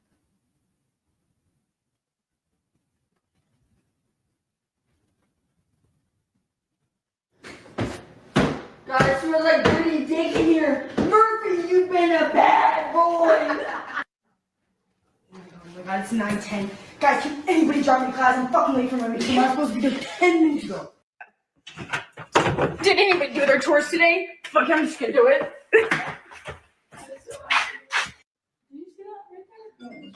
Oh, shit, you guys. It's 8. Gotta go. Jake's calling. Oh, Jake's calling. Oh my God, I look horrid. Oh, Murphy, you look so cute. Get out of here. You seriously gotta get out of here. You're fucking stinking this shit out. Hey guys, I know I talk about myself a lot, but like, what would you guys do in my situation? Dana, where are you going? Yeah, I gotta go to the pool. Yeah, I failed trauma already. Does anyone do like a wine night? Like, let's just do a wine night. Yo, Is it okay to have a party? Like just 3 or 4 people at most. Okay, what that TikTok was the roommates were all together in there and they were acting like each other. So the names you saw may or may not have seen on screen, they were acting out that person. Like they were acting like Kayla was acting like Xana and Xana was acting like Maddie. So that's what that was. But it's just sad, you guys. It's just sad because, I mean, they're just kids. Just all just gone. Just gone. Beautiful, beautiful kids living their life, you know, college, having so much fun before they're forced to go out in the world and be adults, you know. Heartbreaking. It is heartbreaking. All right, let's look at this picture. So this picture, obviously, I think all these pictures came before the kids even moved in, you guys. These are stock photos of like what the house looked like. Yeah, this was what on a site, wasn't it? Where Yeah, like when it was empty and they were trying to rent out the house. So this is what we're looking at right now, but this is what it looked like when the girls lived there. All right, there's just another take on it. We're standing in the same place. All right, let's go this way. So the stairs are down here, right? This picture, this right here, stairs are down here. This is the empty storage room. Around here, underneath this floor, is Bethany Funky's room. And right out here, you would leave the house. This is how you got in and out of the house to the front where they parked. Remember, right, there are 2 entrances and exits to this house. All right, so let's go back. Let's walk this way and see what happens. Now, here is the 2nd floor bathroom. So there's a bathroom on each floor. Let's go into it. Just a regular, normal little bathroom shower. Let's see what this says. Sit here. Don't know why. Oh, you're sitting here so you can look at the whole thing. This needs to be clean. Can we get that done immediately? Oh my God, can we get that done immediately? It's dirty. Huh. I would never taken pictures of that ever, ever, ever. Sorry. And as you can see, their washer and their dryer was also in the 2nd floor bathroom. See? And so this is showing it tore down, how what it would look like underneath in the walls. And when they were demoing it, guys, they just didn't come in there and just wreck it. They just didn't send a wrecking ball through. They took it down piece by piece. Do you see what I'm talking about? They took out all the outer walls and then they put in like, okay, behind here was the shower. The shower goes into here. This goes into here. This goes into here. That was all done for trial purposes. So it's not like they just sent a wrecking ball and killed it. You guys, they have videotaped, measured, sent AI probably through it, taken pictures of every aspect of this home. Okay. All right. So let's leave the bathroom now. We'll go back out. And now we are looking at Xana's room. Xana. Okay, so this is where Xana and Ethan, this was her room. I want to go into it. Well, let me do this first. This is going to be a little shocking, okay? This X is speculation that Ethan was found here due to ambiguous interpretation of the affidavit. Now, I believe, could be wrong, he was either here, which makes sense that he was not in this room. He was either here or he was out here just a little bit more, but he still could have been here in the crime scene. Technicians were out here just looking for blood. You know what I mean? All right, so let's go inside the room.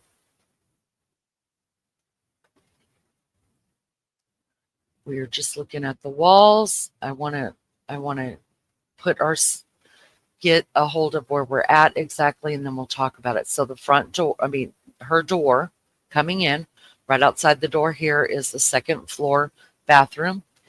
Ethan would have been laying right out there. Okay. You see how tiny this room is, you guys? This is only 7'3" right here. All right. So let's go stand over here so we can see the other side of the room. Sorry, this is going to get a little wonky. Oh, come on. Okay, got to go this way.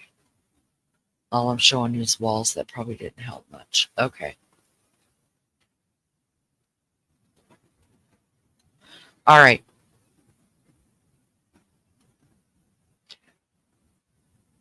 Now, remember when they said there was a camera close to Xana's bedroom on another residence that picked up the sound of a dog barking and a loud thunk. Remember that? This is the only window in her room. This right here is a house, and this back here is kind of like a duplex. Now we're looking off to the side. In the front up here is where the cars are. That camera that they got is on this house right here. Okay. Hold on. Come on. Oh, I got to get out of that. Sorry. All right. So now we're looking at the window. Xana and Ethan were found on the floor of the bedroom 2B. Okay.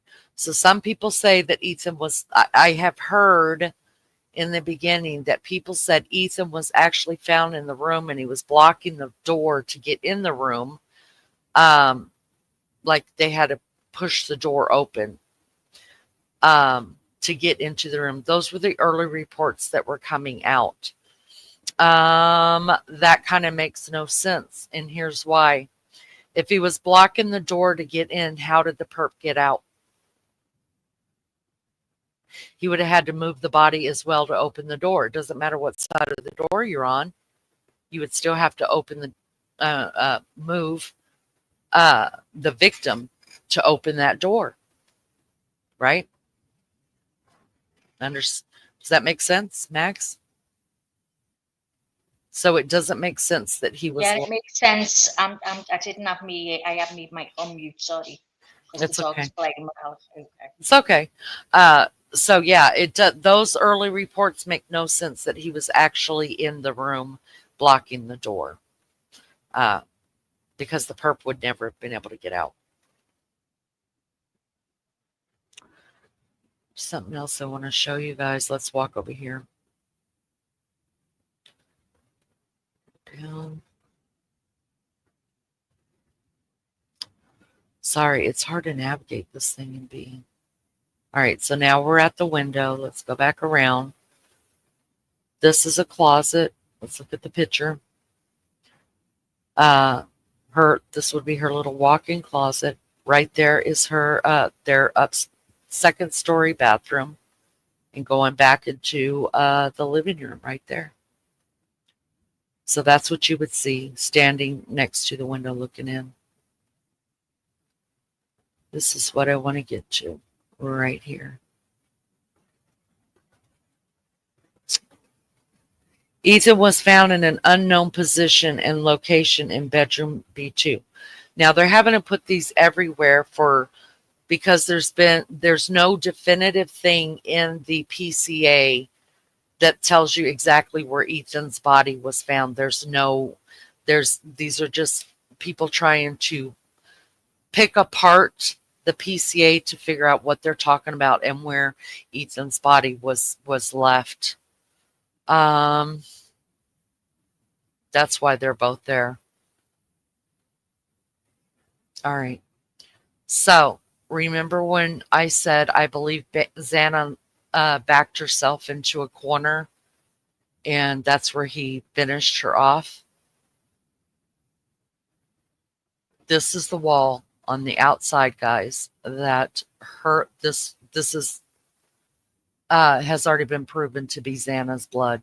So those that come at me with maybe it's spray paint or maybe it's, you guys, this is Xana's blood. It's already been proven. So she would have had to be, unless I'm sure as old as this house is and as many times as it's been added onto, these floors are not perfect. They're slanted. So Xana could have very well been right here.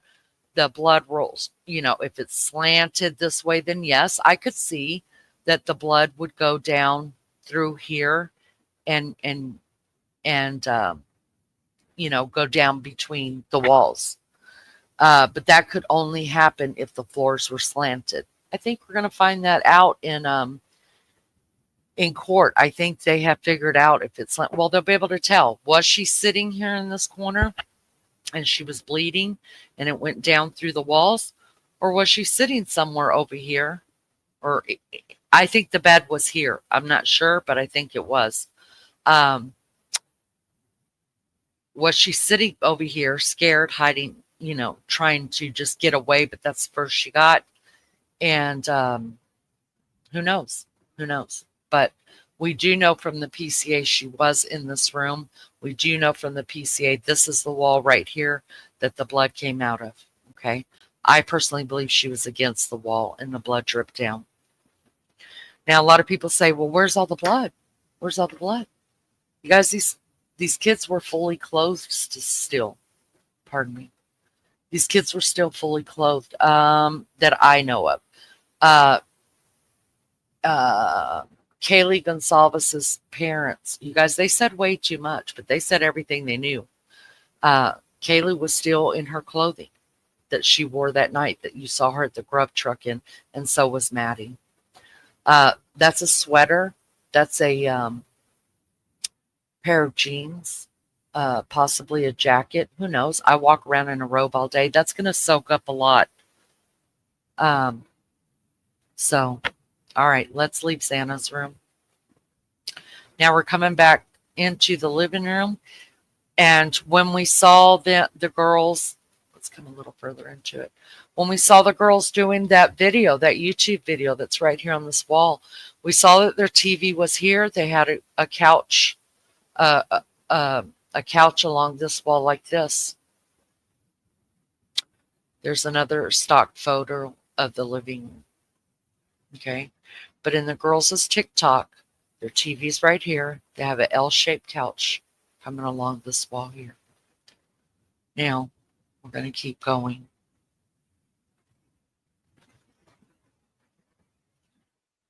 This is okay, so if you just kept going, then you could turn this way and just keep going up the stairs.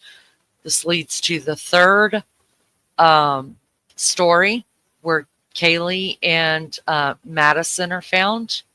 This right here is just like probably a pantry, a coat closet, something like that. You could turn this way, and this is the kitchen. This is the second point of entry or exit. So there's only two. The front door down on the first floor, or the sliding glass door that leads to the patio. Because it's kind of, the house is kind of like hooked in, built into a hill. So the second floor is actually on a ground level as well, but it is on a hill.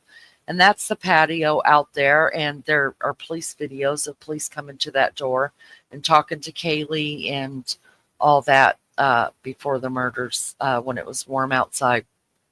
This is where it is believed, it is confirmed, the intruder entered and exited through this door right here. Now, if he went through this door right here, he would immediately start going left up a hill because, the hill keeps going up. He would go up a little hill. Back here is where all of that back parking was that I showed you guys. All right. So let's look at the stock kitchen photo. Is that not gorgeous, you guys? See how beautiful all the trees and stuff were, there's a lot of privacy. Y'all, he could have been hiding right there and nobody would have noticed. Nobody would have noticed. Nobody would have cared. You know what I mean? It was dark outside. He could have very well been unnoticed. So we know he left through here. He would have had to go up here, which is a little incline. And up there is the back where people parked and where it is believed that the perpetrator parked. All right, so there's the kitchen. Now this arrow right here is showing you the intrude. It's a confirmed intruder's path of travel to exit. It's confirmed. It's in the PCA. He left right here. This is why I say this is the proof that I have that makes me know for sure that he killed Kaylee and Maddie first upstairs, up these stairs, which is 2 flights up here, and then we're going to go upstairs up here, okay? He came from this direction over here, right? Let me turn it around for you.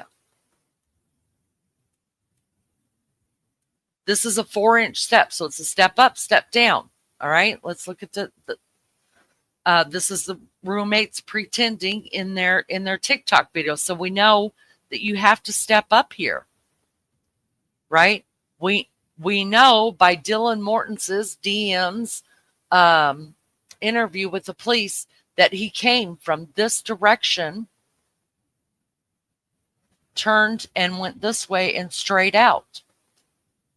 Because Dylan Mortensen's room is right here, y'all. It's right here. So she's looking out this door. She could see, which I'll show you. I'll stand right there. She could see that he's coming from this way, not from this way. She's watching him walk. So it's my belief, and she watched him leave. He didn't come back, you guys.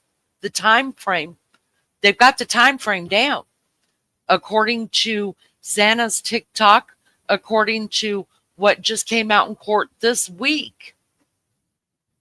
They were in court this week, and Ann Taylor admitted that he was at around the house on this night, and it was admitted in court this week that Dylan Mortensen from this room, the eyewitness, was actually texting somebody.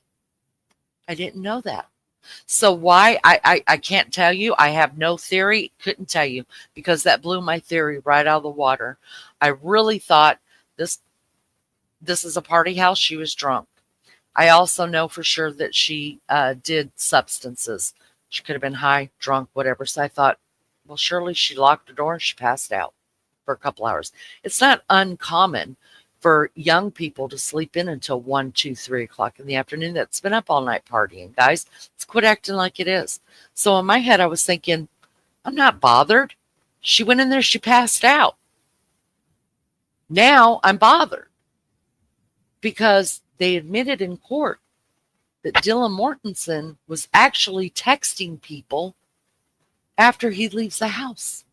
So now I'm wondering, not to the point of that she was involved, because believe you me, there's been many people on this platform and everywhere else that have said they believe Dylan Mortensen set him up to be killed over drugs. I do not believe that. But for whatever reason. Now I've been in the PCA, it says that she stood in that door. She watched him come towards her. She watched him go towards the kitchen and out the door, and that she stood there frozen, shocked. You guys, that happens to me. When I get petrified, scared, I freeze. I freeze. I don't know if I'm breathing, but it doesn't take me 8 hours to come out of it. Eventually, it clicks in, and I'm in action. But if I get scared, like I have seen an intruder come in through my door when I was a kid, I stood there, I froze, I couldn't breathe. In a few seconds, I came to and started screaming my head off. It was my freaking sister coming through the bedroom door, through the bedroom window, because she didn't want my mom to know that she forgot something. It was terrible. And then there was another time it happened to me where a guy was we were selling our house, and our realtor failed to tell us that an appraiser was coming to take pictures, and I had my oldest grandbaby, and we were laying in the bed, and I had already fallen asleep, and she's sitting up watching her little cartoons. She wakes up, she says, "Mammy, Mammy." I said, "What, baby?" I didn't have my eyes open. She's like, "There's a man." Y'all, I didn't have any clothes on. None. I was laid in the bed with the blankets pulled up. My grandbaby, who was 3, was sitting there on the bed, coloring and watching TV. And she said, "There's a man." I opened my eyes. I'll be fucked. There was a man standing right there staring at me. I didn't know who he was. I froze. And then boom, it came. There's a man. There's my grandbaby. I'm fixing, you know what I mean? And I was coming out, and he's like, "Whoa, whoa, whoa, whoa." And I'm like, "Whoa, hell." And then anyways, that's that. So I know what that shocked feeling feels like that she's talking about, but I've never known anybody to be in a shocked phase for 8 hours. I got nothing, guys. I'm willing to listen to any theories on it. All right, so we know this is up. We know this is the way that he came, and she watched him walk. She watched him turn. I don't think he was coming in her door. I think, honestly, if he saw her, that's why I do believe all this right here was dark.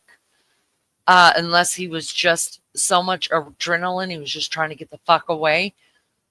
I don't believe he realized somebody was standing right here watching him, and I don't think she had the door all the way up, and I think she was peeking. That he would have killed her. And she watched him just make the beeline out. This right here is the latent shoe print. That is the approximate position of the location that it was found. It says from the affidavit on page 5, the PAC, you guys. During the process of the crime, investigators found a latent shoe print.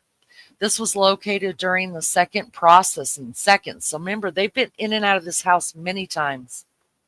The second processing of the crime scene by the ISP forensic team by first using a presumptive blood test and then amnio black, a protein stain that detects the presence of cellular material. The detected shoe print showed a diamond-shaped pattern similar to those patterns of van-type shoes and soles. I wear Vans all the time. I could tell you that right there is a van. Just outside the door of Diem's bedroom, located on the second floor. This is consistent with Diem's statement regarding the suspect's path of travel. You could see which way the foot is walking. Okay, so maybe it's right here. They're not telling you it's exactly right there to the second. It could be right here, but for sure it was facing in the path of travel. All right, let's go into Diem's room. Dylan Mortensen. Look at the floor so I could see where I'm at.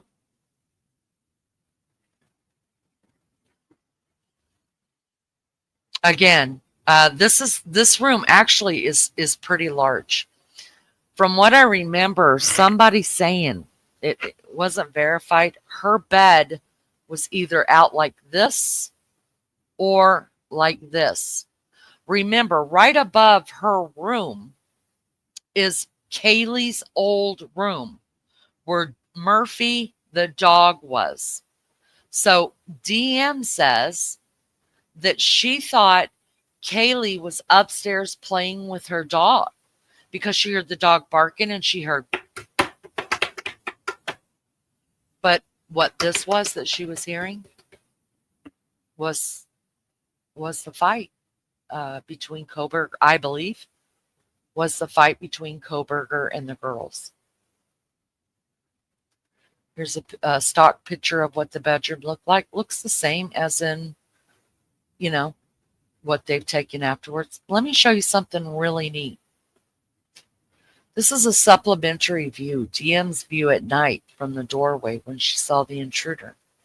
Now imagine DM sleeping in the dark, which In my mind, in my way of thinking, it had to have been dark because he didn't see her. I think there was light outside her room, but I think it was dark inside her room.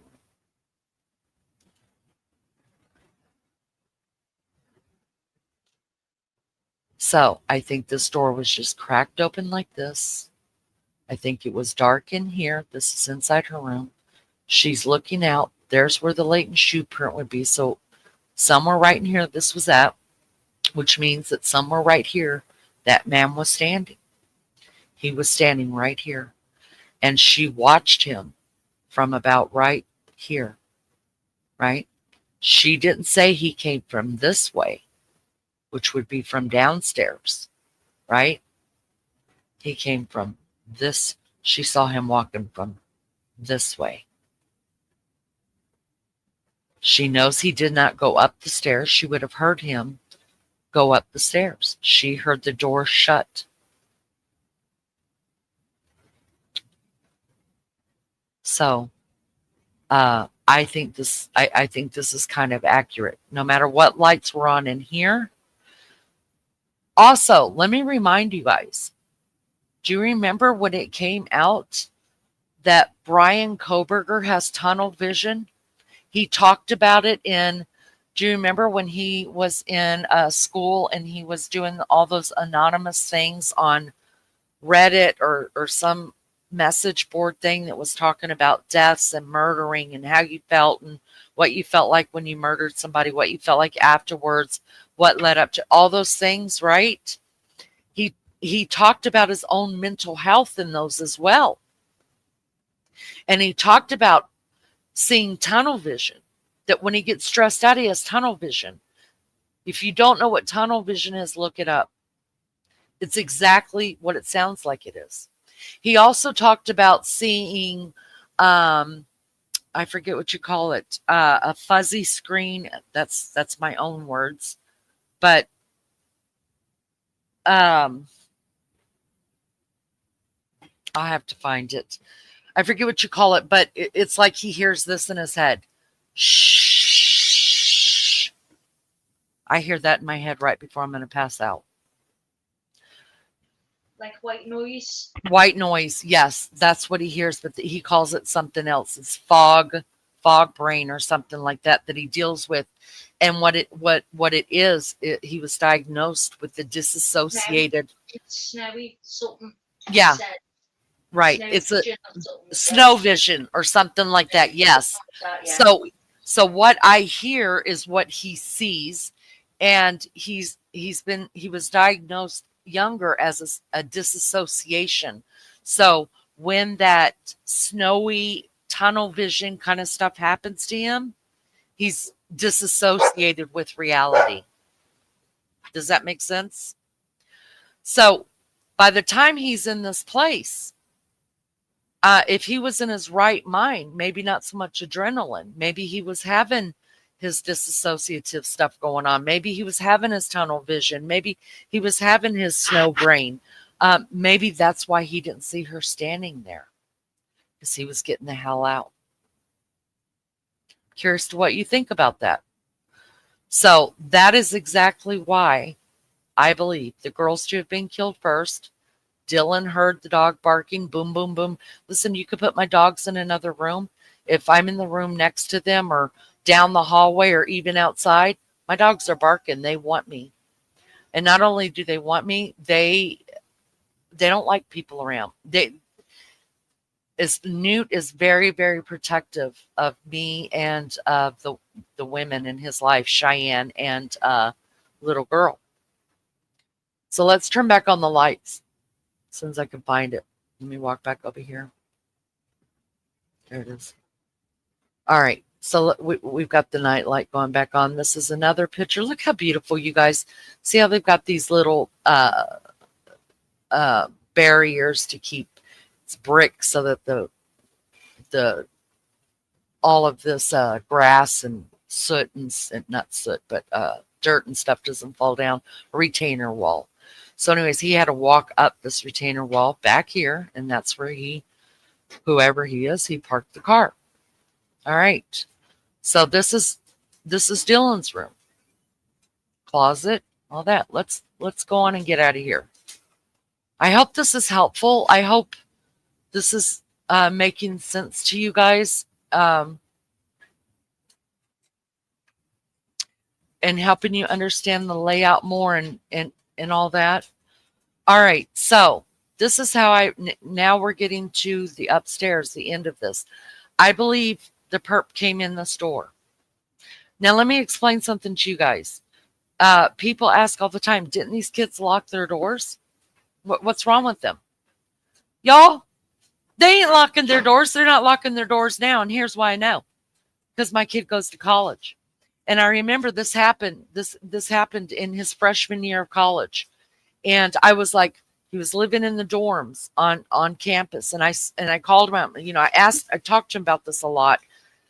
And I was like, Boo, are you, please make sure your door's locked. He's like, Mom, nobody's coming in here. I was like, that's not the point. Can you just lock your freaking door? He said, well, the good news is that our dorms lock. They have an automatic lock. So if you if you walk out the dorm room without your key, you're until somebody lets you.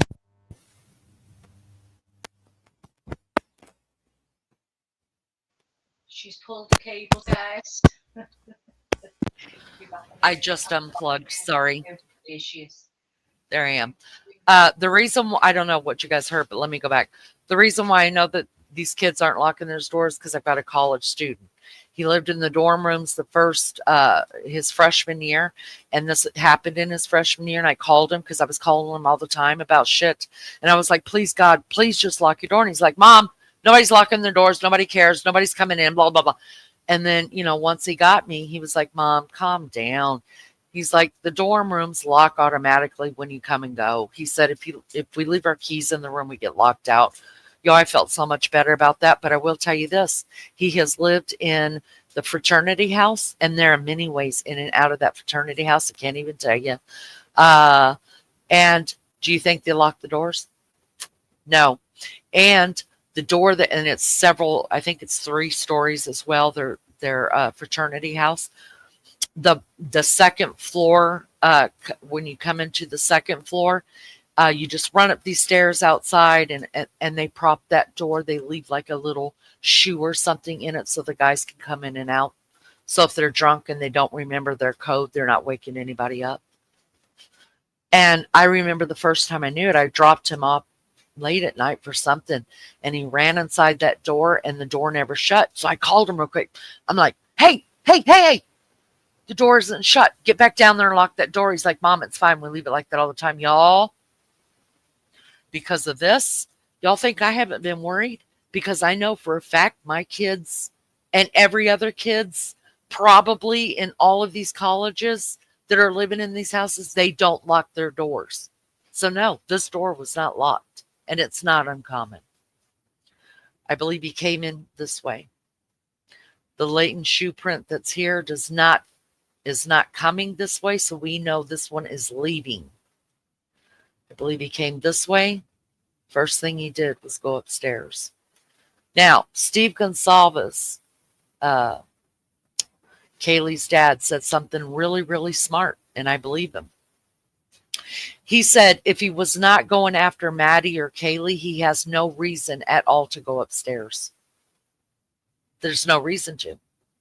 If he was going after Dylan, he would have got her. If his intended target was Xana, because Ethan wasn't even supposed to be there, he didn't live there, he would have come straight this way without even bothering the upstairs, right? Gone over here and then headed right in there to Xana, killed her, turn around, and left. Right? So that also kills the theory as of Xana and Ethan being killed first. He came right in. The first place he went is upstairs. Why? Because one of those girls were the target.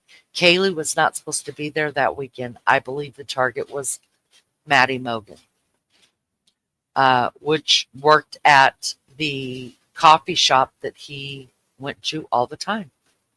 So you go up the first flight of stairs, you turn the corner, you come up the next flight of stairs.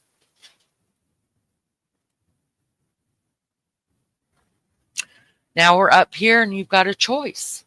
You could go right here into what used to be Kaylee's room.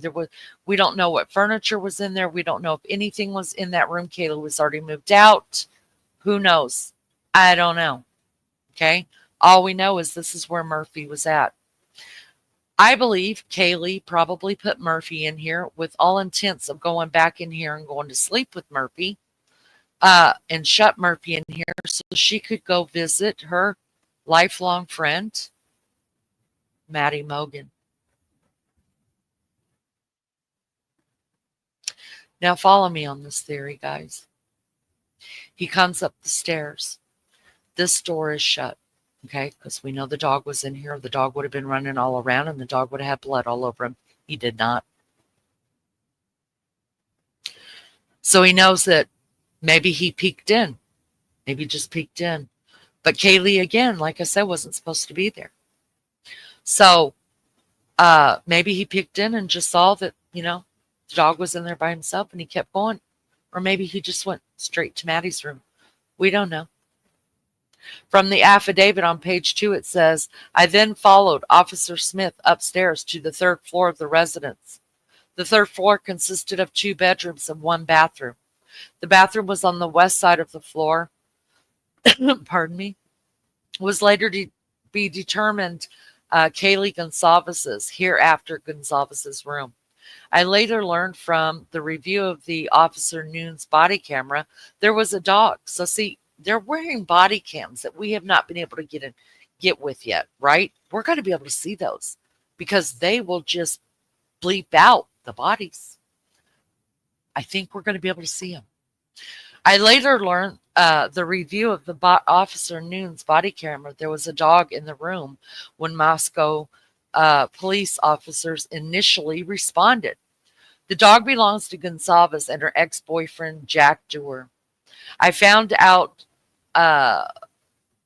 from my interview with Jack Dewar on November the 13th, which is the next day, that he and Gonzalez shared the dog. Jack Dewar was his name. For some reason, I was thinking it was Adam. Adam is the guy that owns the pub that they were with. A lot of people believed it was Jack Dewar, her ex-boyfriend, because remember, as I said, Kaylee had gotten a job down in Dallas, Texas. She bought her a new car, and she was graduating early in December, and she was going, you guys. So a lot of people said it was her ex-boyfriend, and he killed her over the fact that she was taking Murphy, the dog, with them. Give me a break. All right. Murphy, the dog, was in this room during the murders. So this, now you could go in and out. These are doors to the balcony. And it is said that I showed you guys last night that there was a ladder leaned up against the wall, and some people said, oh, no, he didn't come through the kitchen. He used a ladder to climb up. Y'all, why would he do that? So the surviving roommate said the ladder was there. People that they interviewed, they said the ladder's always been there. Y'all, he didn't come through these doors. He didn't come, even though they're not locked. That's too hard. He was in and out. So this was Kaylee's room. The dog Murphy was in here. He comes up the stairs, which is right here. I don't believe he went into the bathroom. Let's just go to the bathroom for shits and giggles, see what it looks like. Y'all take a choice, shit or giggle. It's your choice. All right, here you go. It's just a very small bathroom. Again, there's Kaylee's old room. Murphy the dog is in there. Let's walk out here. So we believe he comes from up here. Maybe peeks in here, maybe listens. Murphy's in there, hears him barking. Turns this corner, and I believe he came into Maddie's room. So let's go in there. Y'all, here's a picture of Maddie sitting right here in front of her window. See the window right there? If you look at the pictures of the crime scene from outside the home, you could still see this cute little pink M that she always kept in her window that was there. We know she had her little makeup mirror desk here. She was cute as a button. Sweet girl. Y'all, she weighed like 98 pounds. She was tiny, tiny, tiny. Then we're going to look at this picture. So this is a picture, like I said, looking from outside. This photo shows the window above with the balcony. This is Madison's room and where Madison and Kaylee were found. This one right here, you see the pink boots right there in the window as well. The photo also shows the window of bedroom 2A, DM's bedroom on the night of the murders. Right here. So there she's hearing thunk, thunk, thunk. That's what she's hearing. And a dog barking.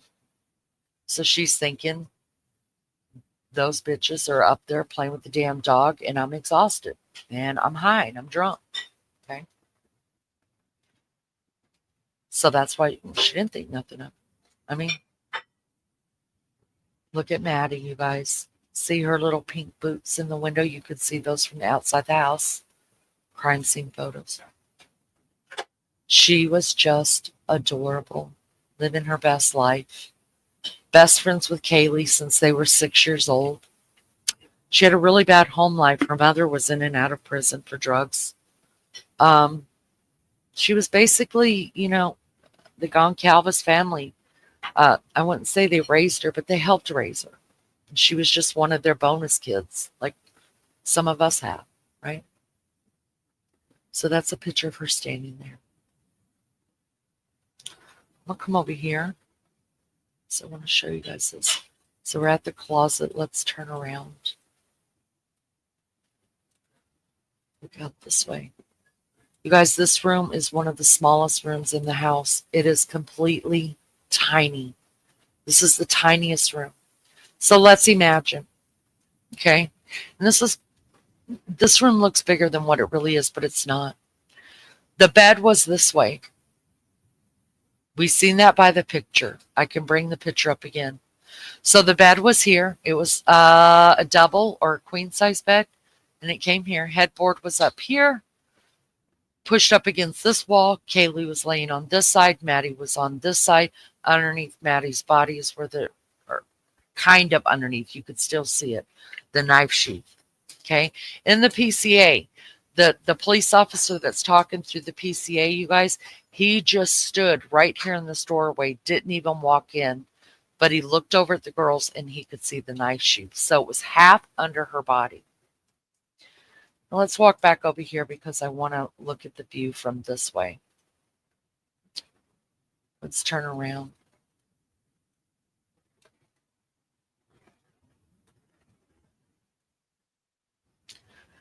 Here's what's in the affidavit about this. As I entered this bedroom, I could see two females in the single bed in the room.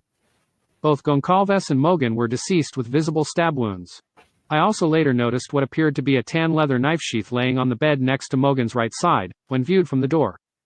The sheath was later processed and had K-Bar, USMC, and the United States Marine Corps Eagle Globe and anchor insignia stamped on the outside of it.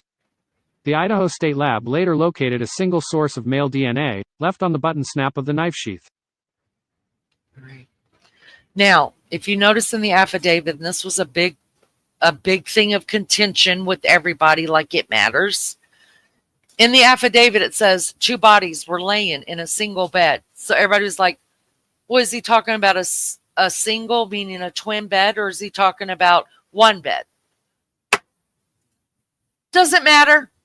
It don't matter. Nobody cares. They were in the same bed. Her parents, Kaylee Goncalves' parents, say Kaylee was laying right here and she was pinned.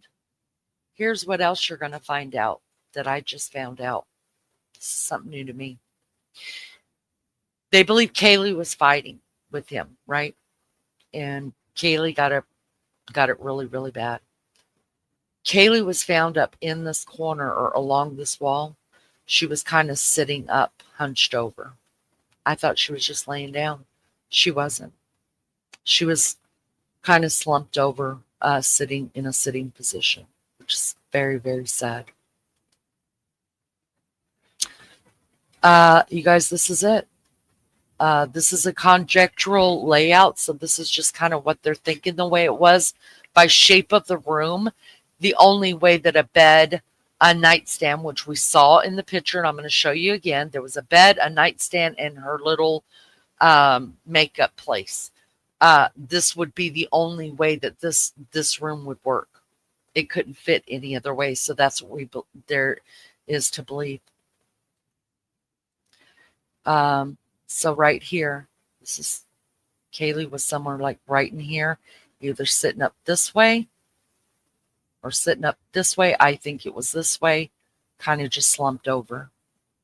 This right here is where Maddie was at. Right there. All right, so let's get rid of this. Now, Madison and Kaylee were both found in bed in this bedroom. The knife sheath was found. Here we go. This is also from the affidavit. I also later noticed what appeared to be a tan leather knife sheath laying on the bed next to Mogan's right side when viewed from the door. So like I said, the officer was standing right here, you guys. He hadn't even walked in the door when he looked in and could see the knife sheath. The knife sheath was later processed, and you guys already know because we already read that. And on the snap is where Kohberger forgot that he should really make sure to get in there, clean that. I want to bring up one more time these pictures, you guys, because I want to show you. So her little nightstand here, the bed here, so we know for sure that's the way that it worked, right? And let's bring up this picture right over here. And her little table and her little chair. So does that make sense? It's the only way the room would work, you guys. I believe after he did that, so now I'm going to retrace what I believe to be the killer steps. I believe he came in here and he murdered, Kaylee woke up and he either murdered her first and then Maddie, who I believe was totally drunk. We saw that in the video. She could barely stand up. Even the Goncalvis's family had said that. Or Kaylee woke up while she was being attacked and put up a fight enough to sit up in the bed. We'll find out, though, if I'm right. I don't know. Again, Kaylee's room that she used to reside in, Murphy was in there. So he comes in through the kitchen. He goes down and he goes straight up these stairs because he knew Maddie was up here, and that was his target. That's what I believe. And then he comes back down here. Come on, we got to get down there. Let's go. Now, I think once he got here, I don't know if he just knew Xana was in the house. I believe he was casing the house. It shows at least a couple times that he drove around the house that night, so many times. So I think he knew Xana was here. I think he could have easily slipped out, but I think he was seen. I think if Madison or Kaylee, but I don't think it was Kaylee, was his intended target, and Xana was in her room and nobody walked past here, I think he would have easily just come down the stairs and left. Boom, gone. He got his victim. I think someone saw him, or he planned to kill Xana as well. So I think he walked back in here. I think he went this way. And whatever events took place, whether Ethan was standing in the hallway, maybe coming out of the bathroom, and he got Ethan first. And then Xana was in here and saw him attacking Ethan and just got scared and started crying. And then he got her. I don't know. But he came over here, got these two as well. Came back this way, walked this way, stepped down here.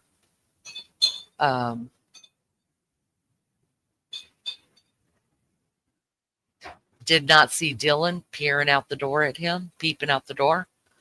And he walked out. He left.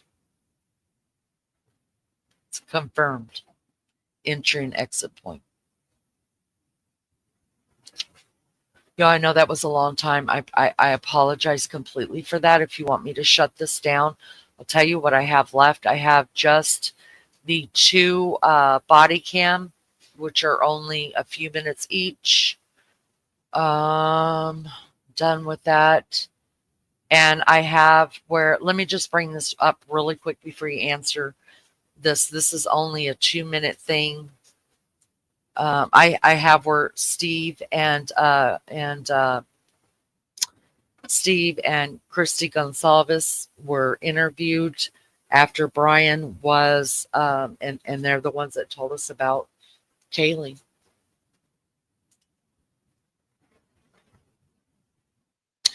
Do you guys want to finish this out, or do you want me to save it until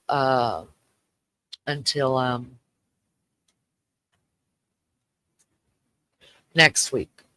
Next week, I will be every week. We will just be doing more and more to lead up to where we're at in trial.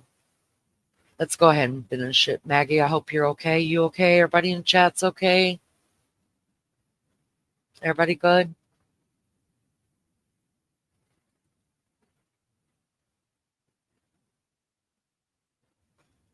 Thank you. Thank you, TLC is me. All right, let's look at the body cams. They're not that long, you guys, at all. I have to remember which one is which. Is that one?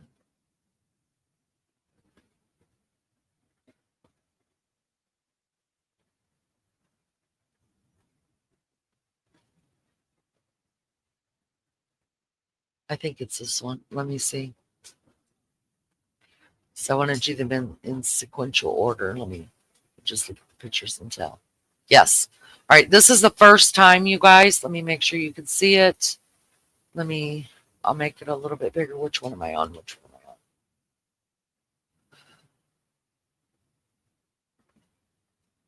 Is that where I'm at? Yeah. All right, guys. We should be able to see it and read it. This is the very... Wait. Yeah.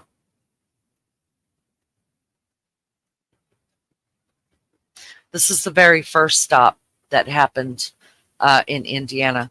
I'm telling you, I don't care what the police come out and said and lied about. We're going to find out in court. This is all the FBI, you guys. Homeland Security as well. They're watching this fucker. They're watching him. They know. Here we go. This is 2 minutes and 50 seconds. I'll play it all the way through. Recording.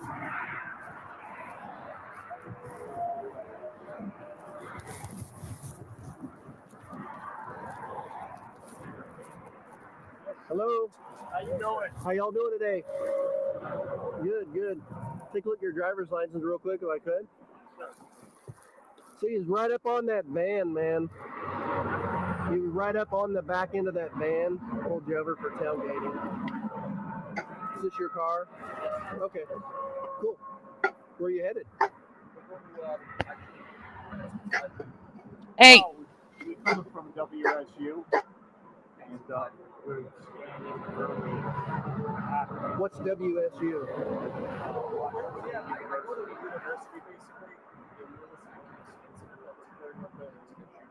That is SWAT team and everything. So we're okay. I'm having a hard time hearing you because of the traffic. So you're coming from Washington State University, and you're going where? Oh, we're going to be going to Pennsylvania. Oh, okay. Yeah. So we're slightly punchy because we're driving for hours. Hours, days. Hours to drive. Well, yeah. Almost a day. Okay. And what did you say about some SWAT team thing? Or there was a mass shooting and everything. Where?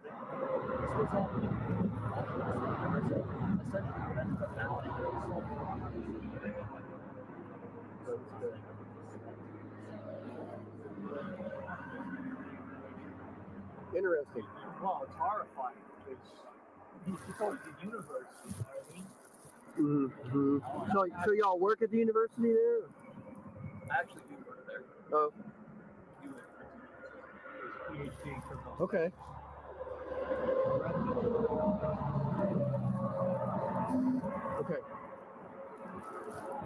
Yeah, I hadn't heard about that incident. Just yesterday, or? No, this happened yesterday. About an hour and a half ago. We're still wrapping it up for investigating. I'm not sure there's two shooters because they did shoot somebody. Let's see. And then you don't know about that actually. Interesting. Wow. Okay. So do me a favor, don't follow too close, okay? Oh. All right. Thank you. Appreciate you.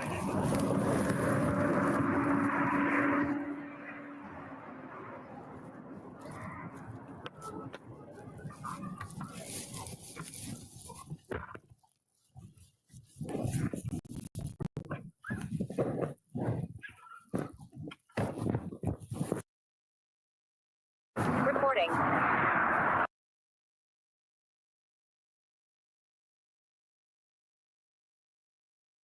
Y'all give me just a second. Beefcake just, baby child just walked in. Is Maggie still here? Maggie, are you here, Max? Did y'all see the way that his eyes looked in that? Did you guys see that? BRB.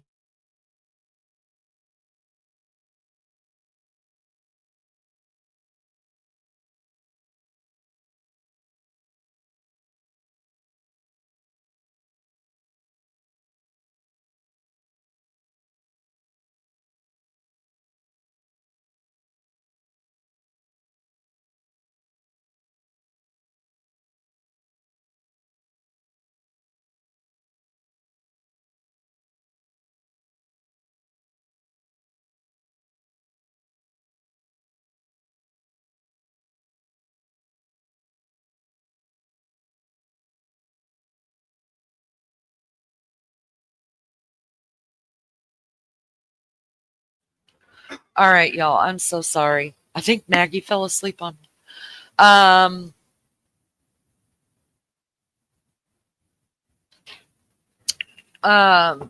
Anyways, did you guys see what his eyes looked like in that?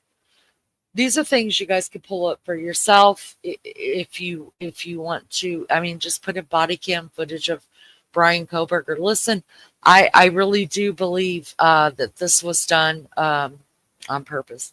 Also, what they were trying to tell that cop about some kind of mass shooting or whatever, they weren't talking about what happened with the Idaho 4.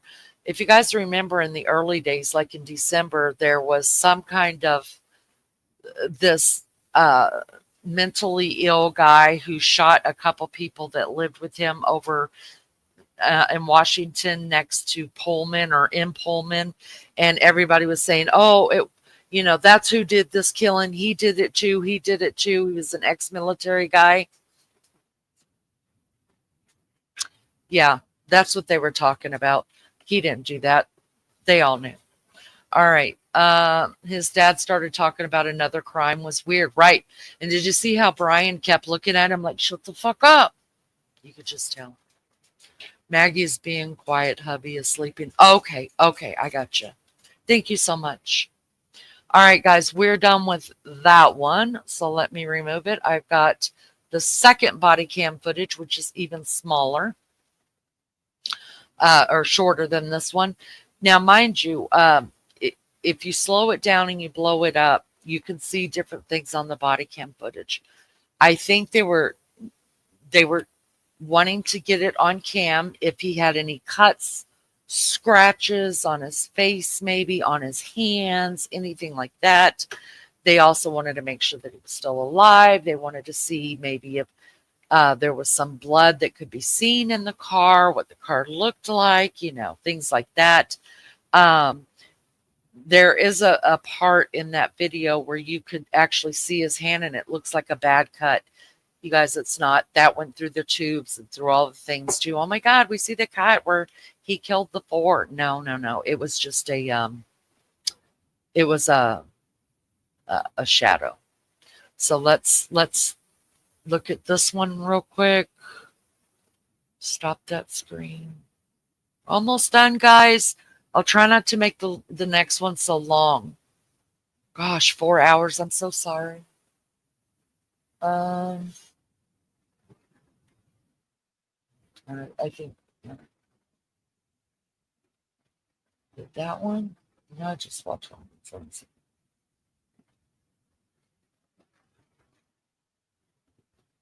This is the one we need to watch. Okay.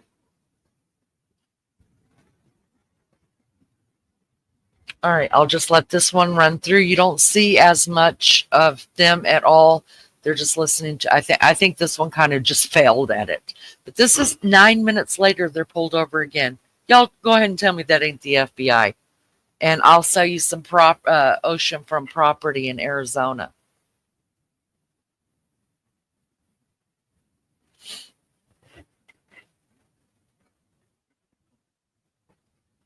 You see the cop is driving, pulling them over. Already got her body cam going. Slowing down, putting them on the side of the road.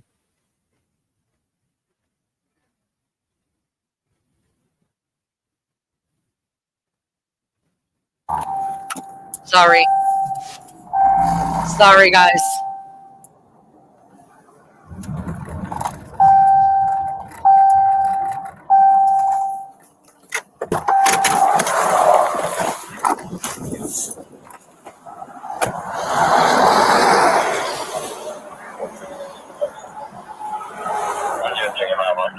I know.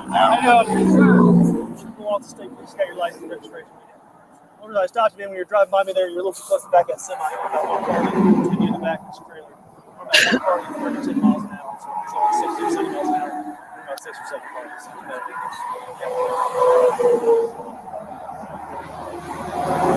Oh, you guys did? Yeah.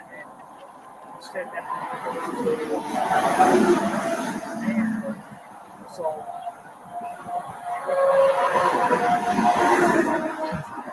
You guys stopped by a trooper? We don't have any SUVs. It was a county guy. Was it like a black SUV? Yeah. Okay. All right. You said you guys following too closely?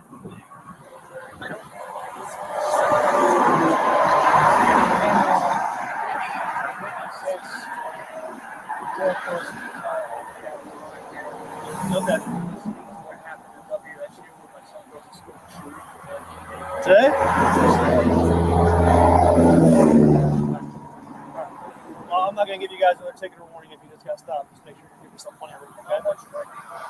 So like I said, it's all about how fast you're going, okay?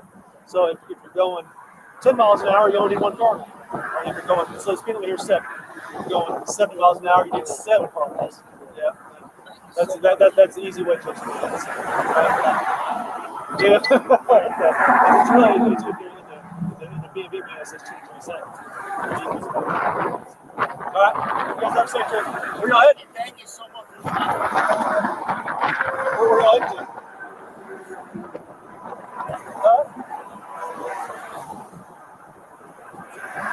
Oh, where at? Yeah, it's a long haul.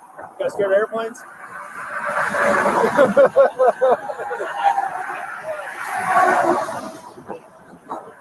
Did you? Okay. All right, well, hey, please have a safe trip. Thank you, sir.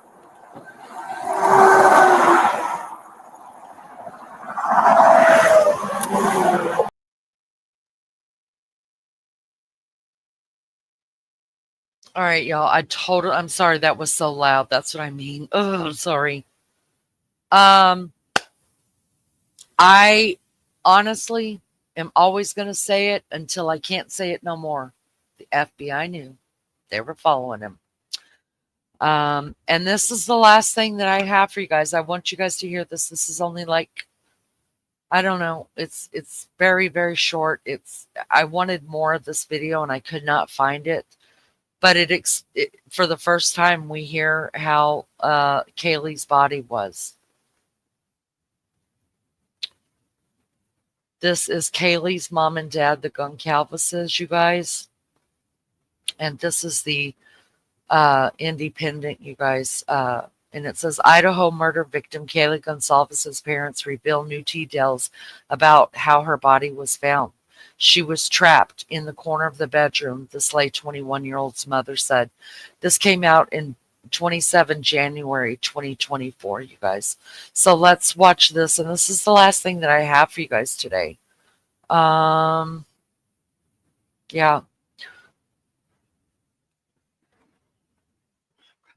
Okay, let's see.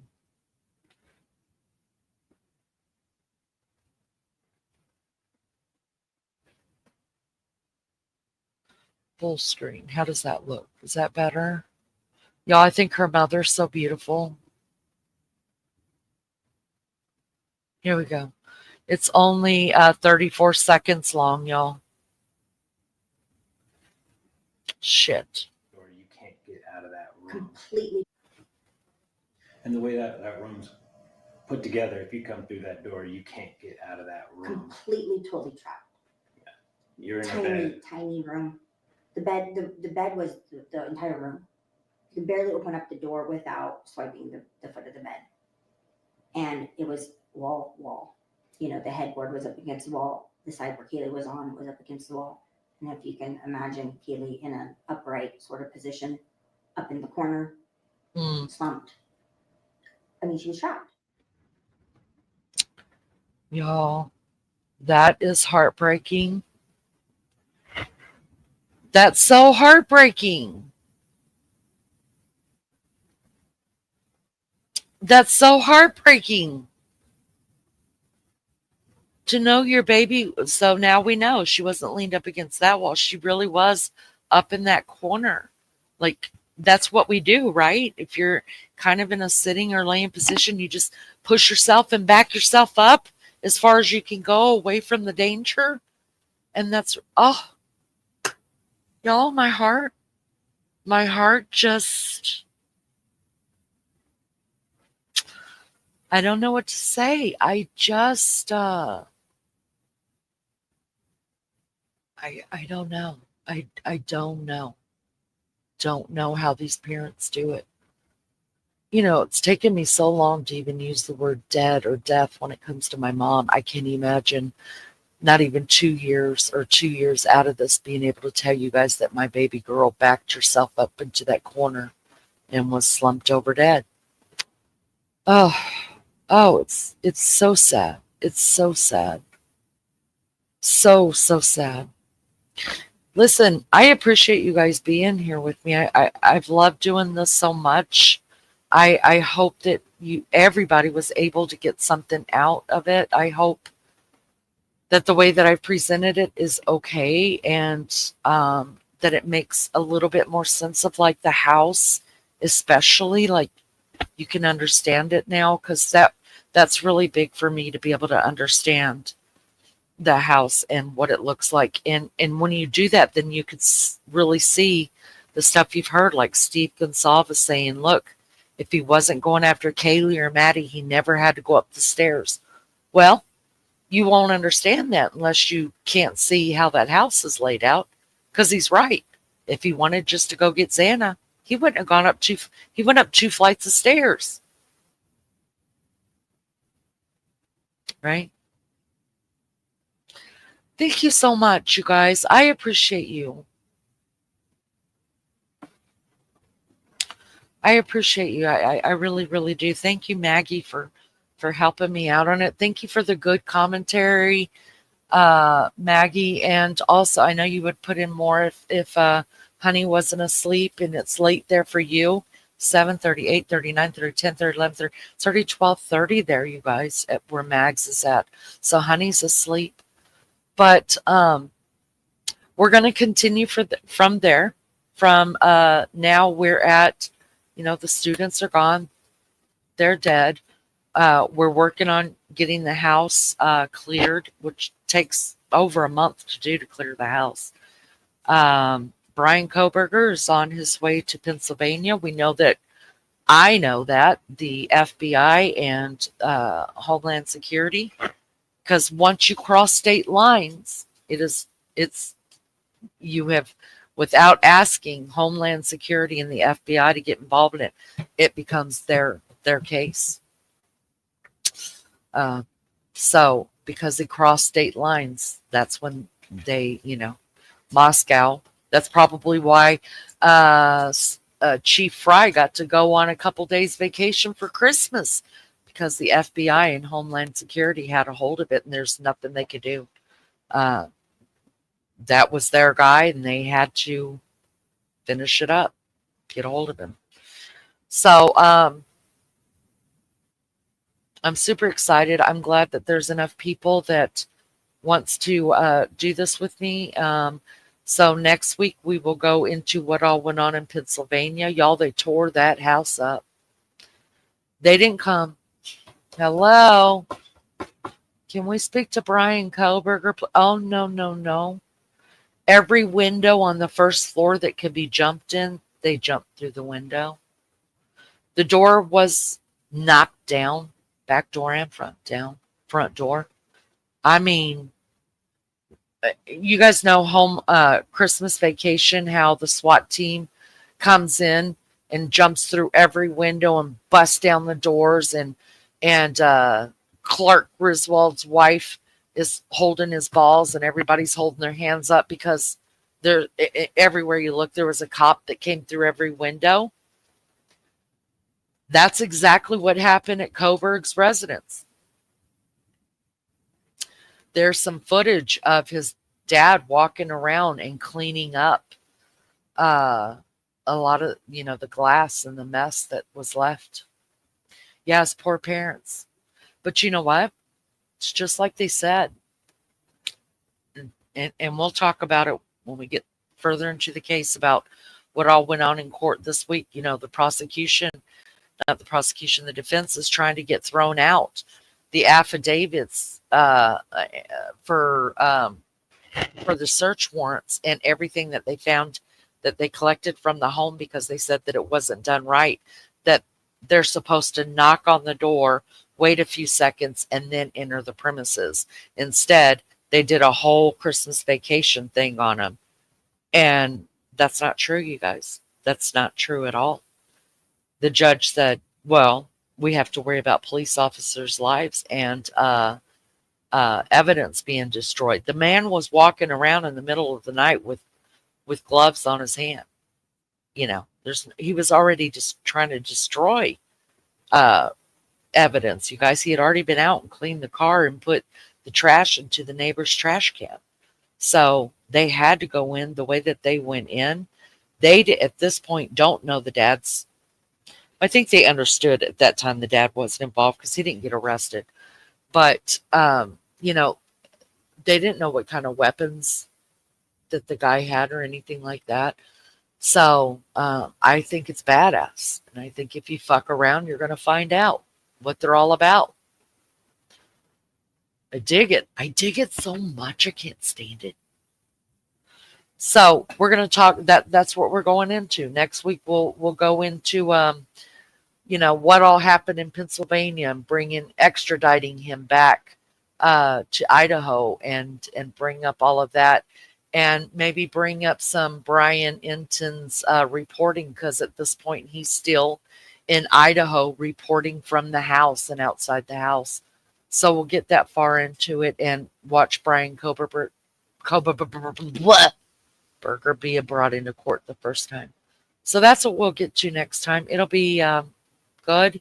I hope I can find a lot of visuals, a lot of things that show it. Of course, they went in the middle of the night, you guys. There are no...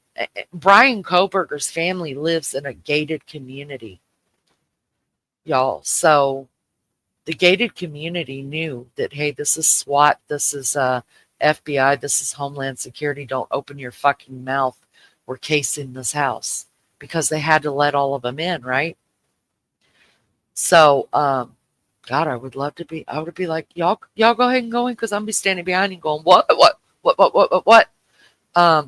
But anyway, so they knew it was a gated community, and so there were no, they weren't letting any. We didn't know. Nobody knew that. The news didn't know. None of us even had an inkling that. The force is over there picking up the Idaho killers in Pennsylvania. So there is no other footage other than body cam footage that we're not going to be able to see until court. And I look forward to it. I think they said that Bryan Kohberger peed his pants. Y'all, I'd have done more than peed my pants. I'd have shit my pants straight up.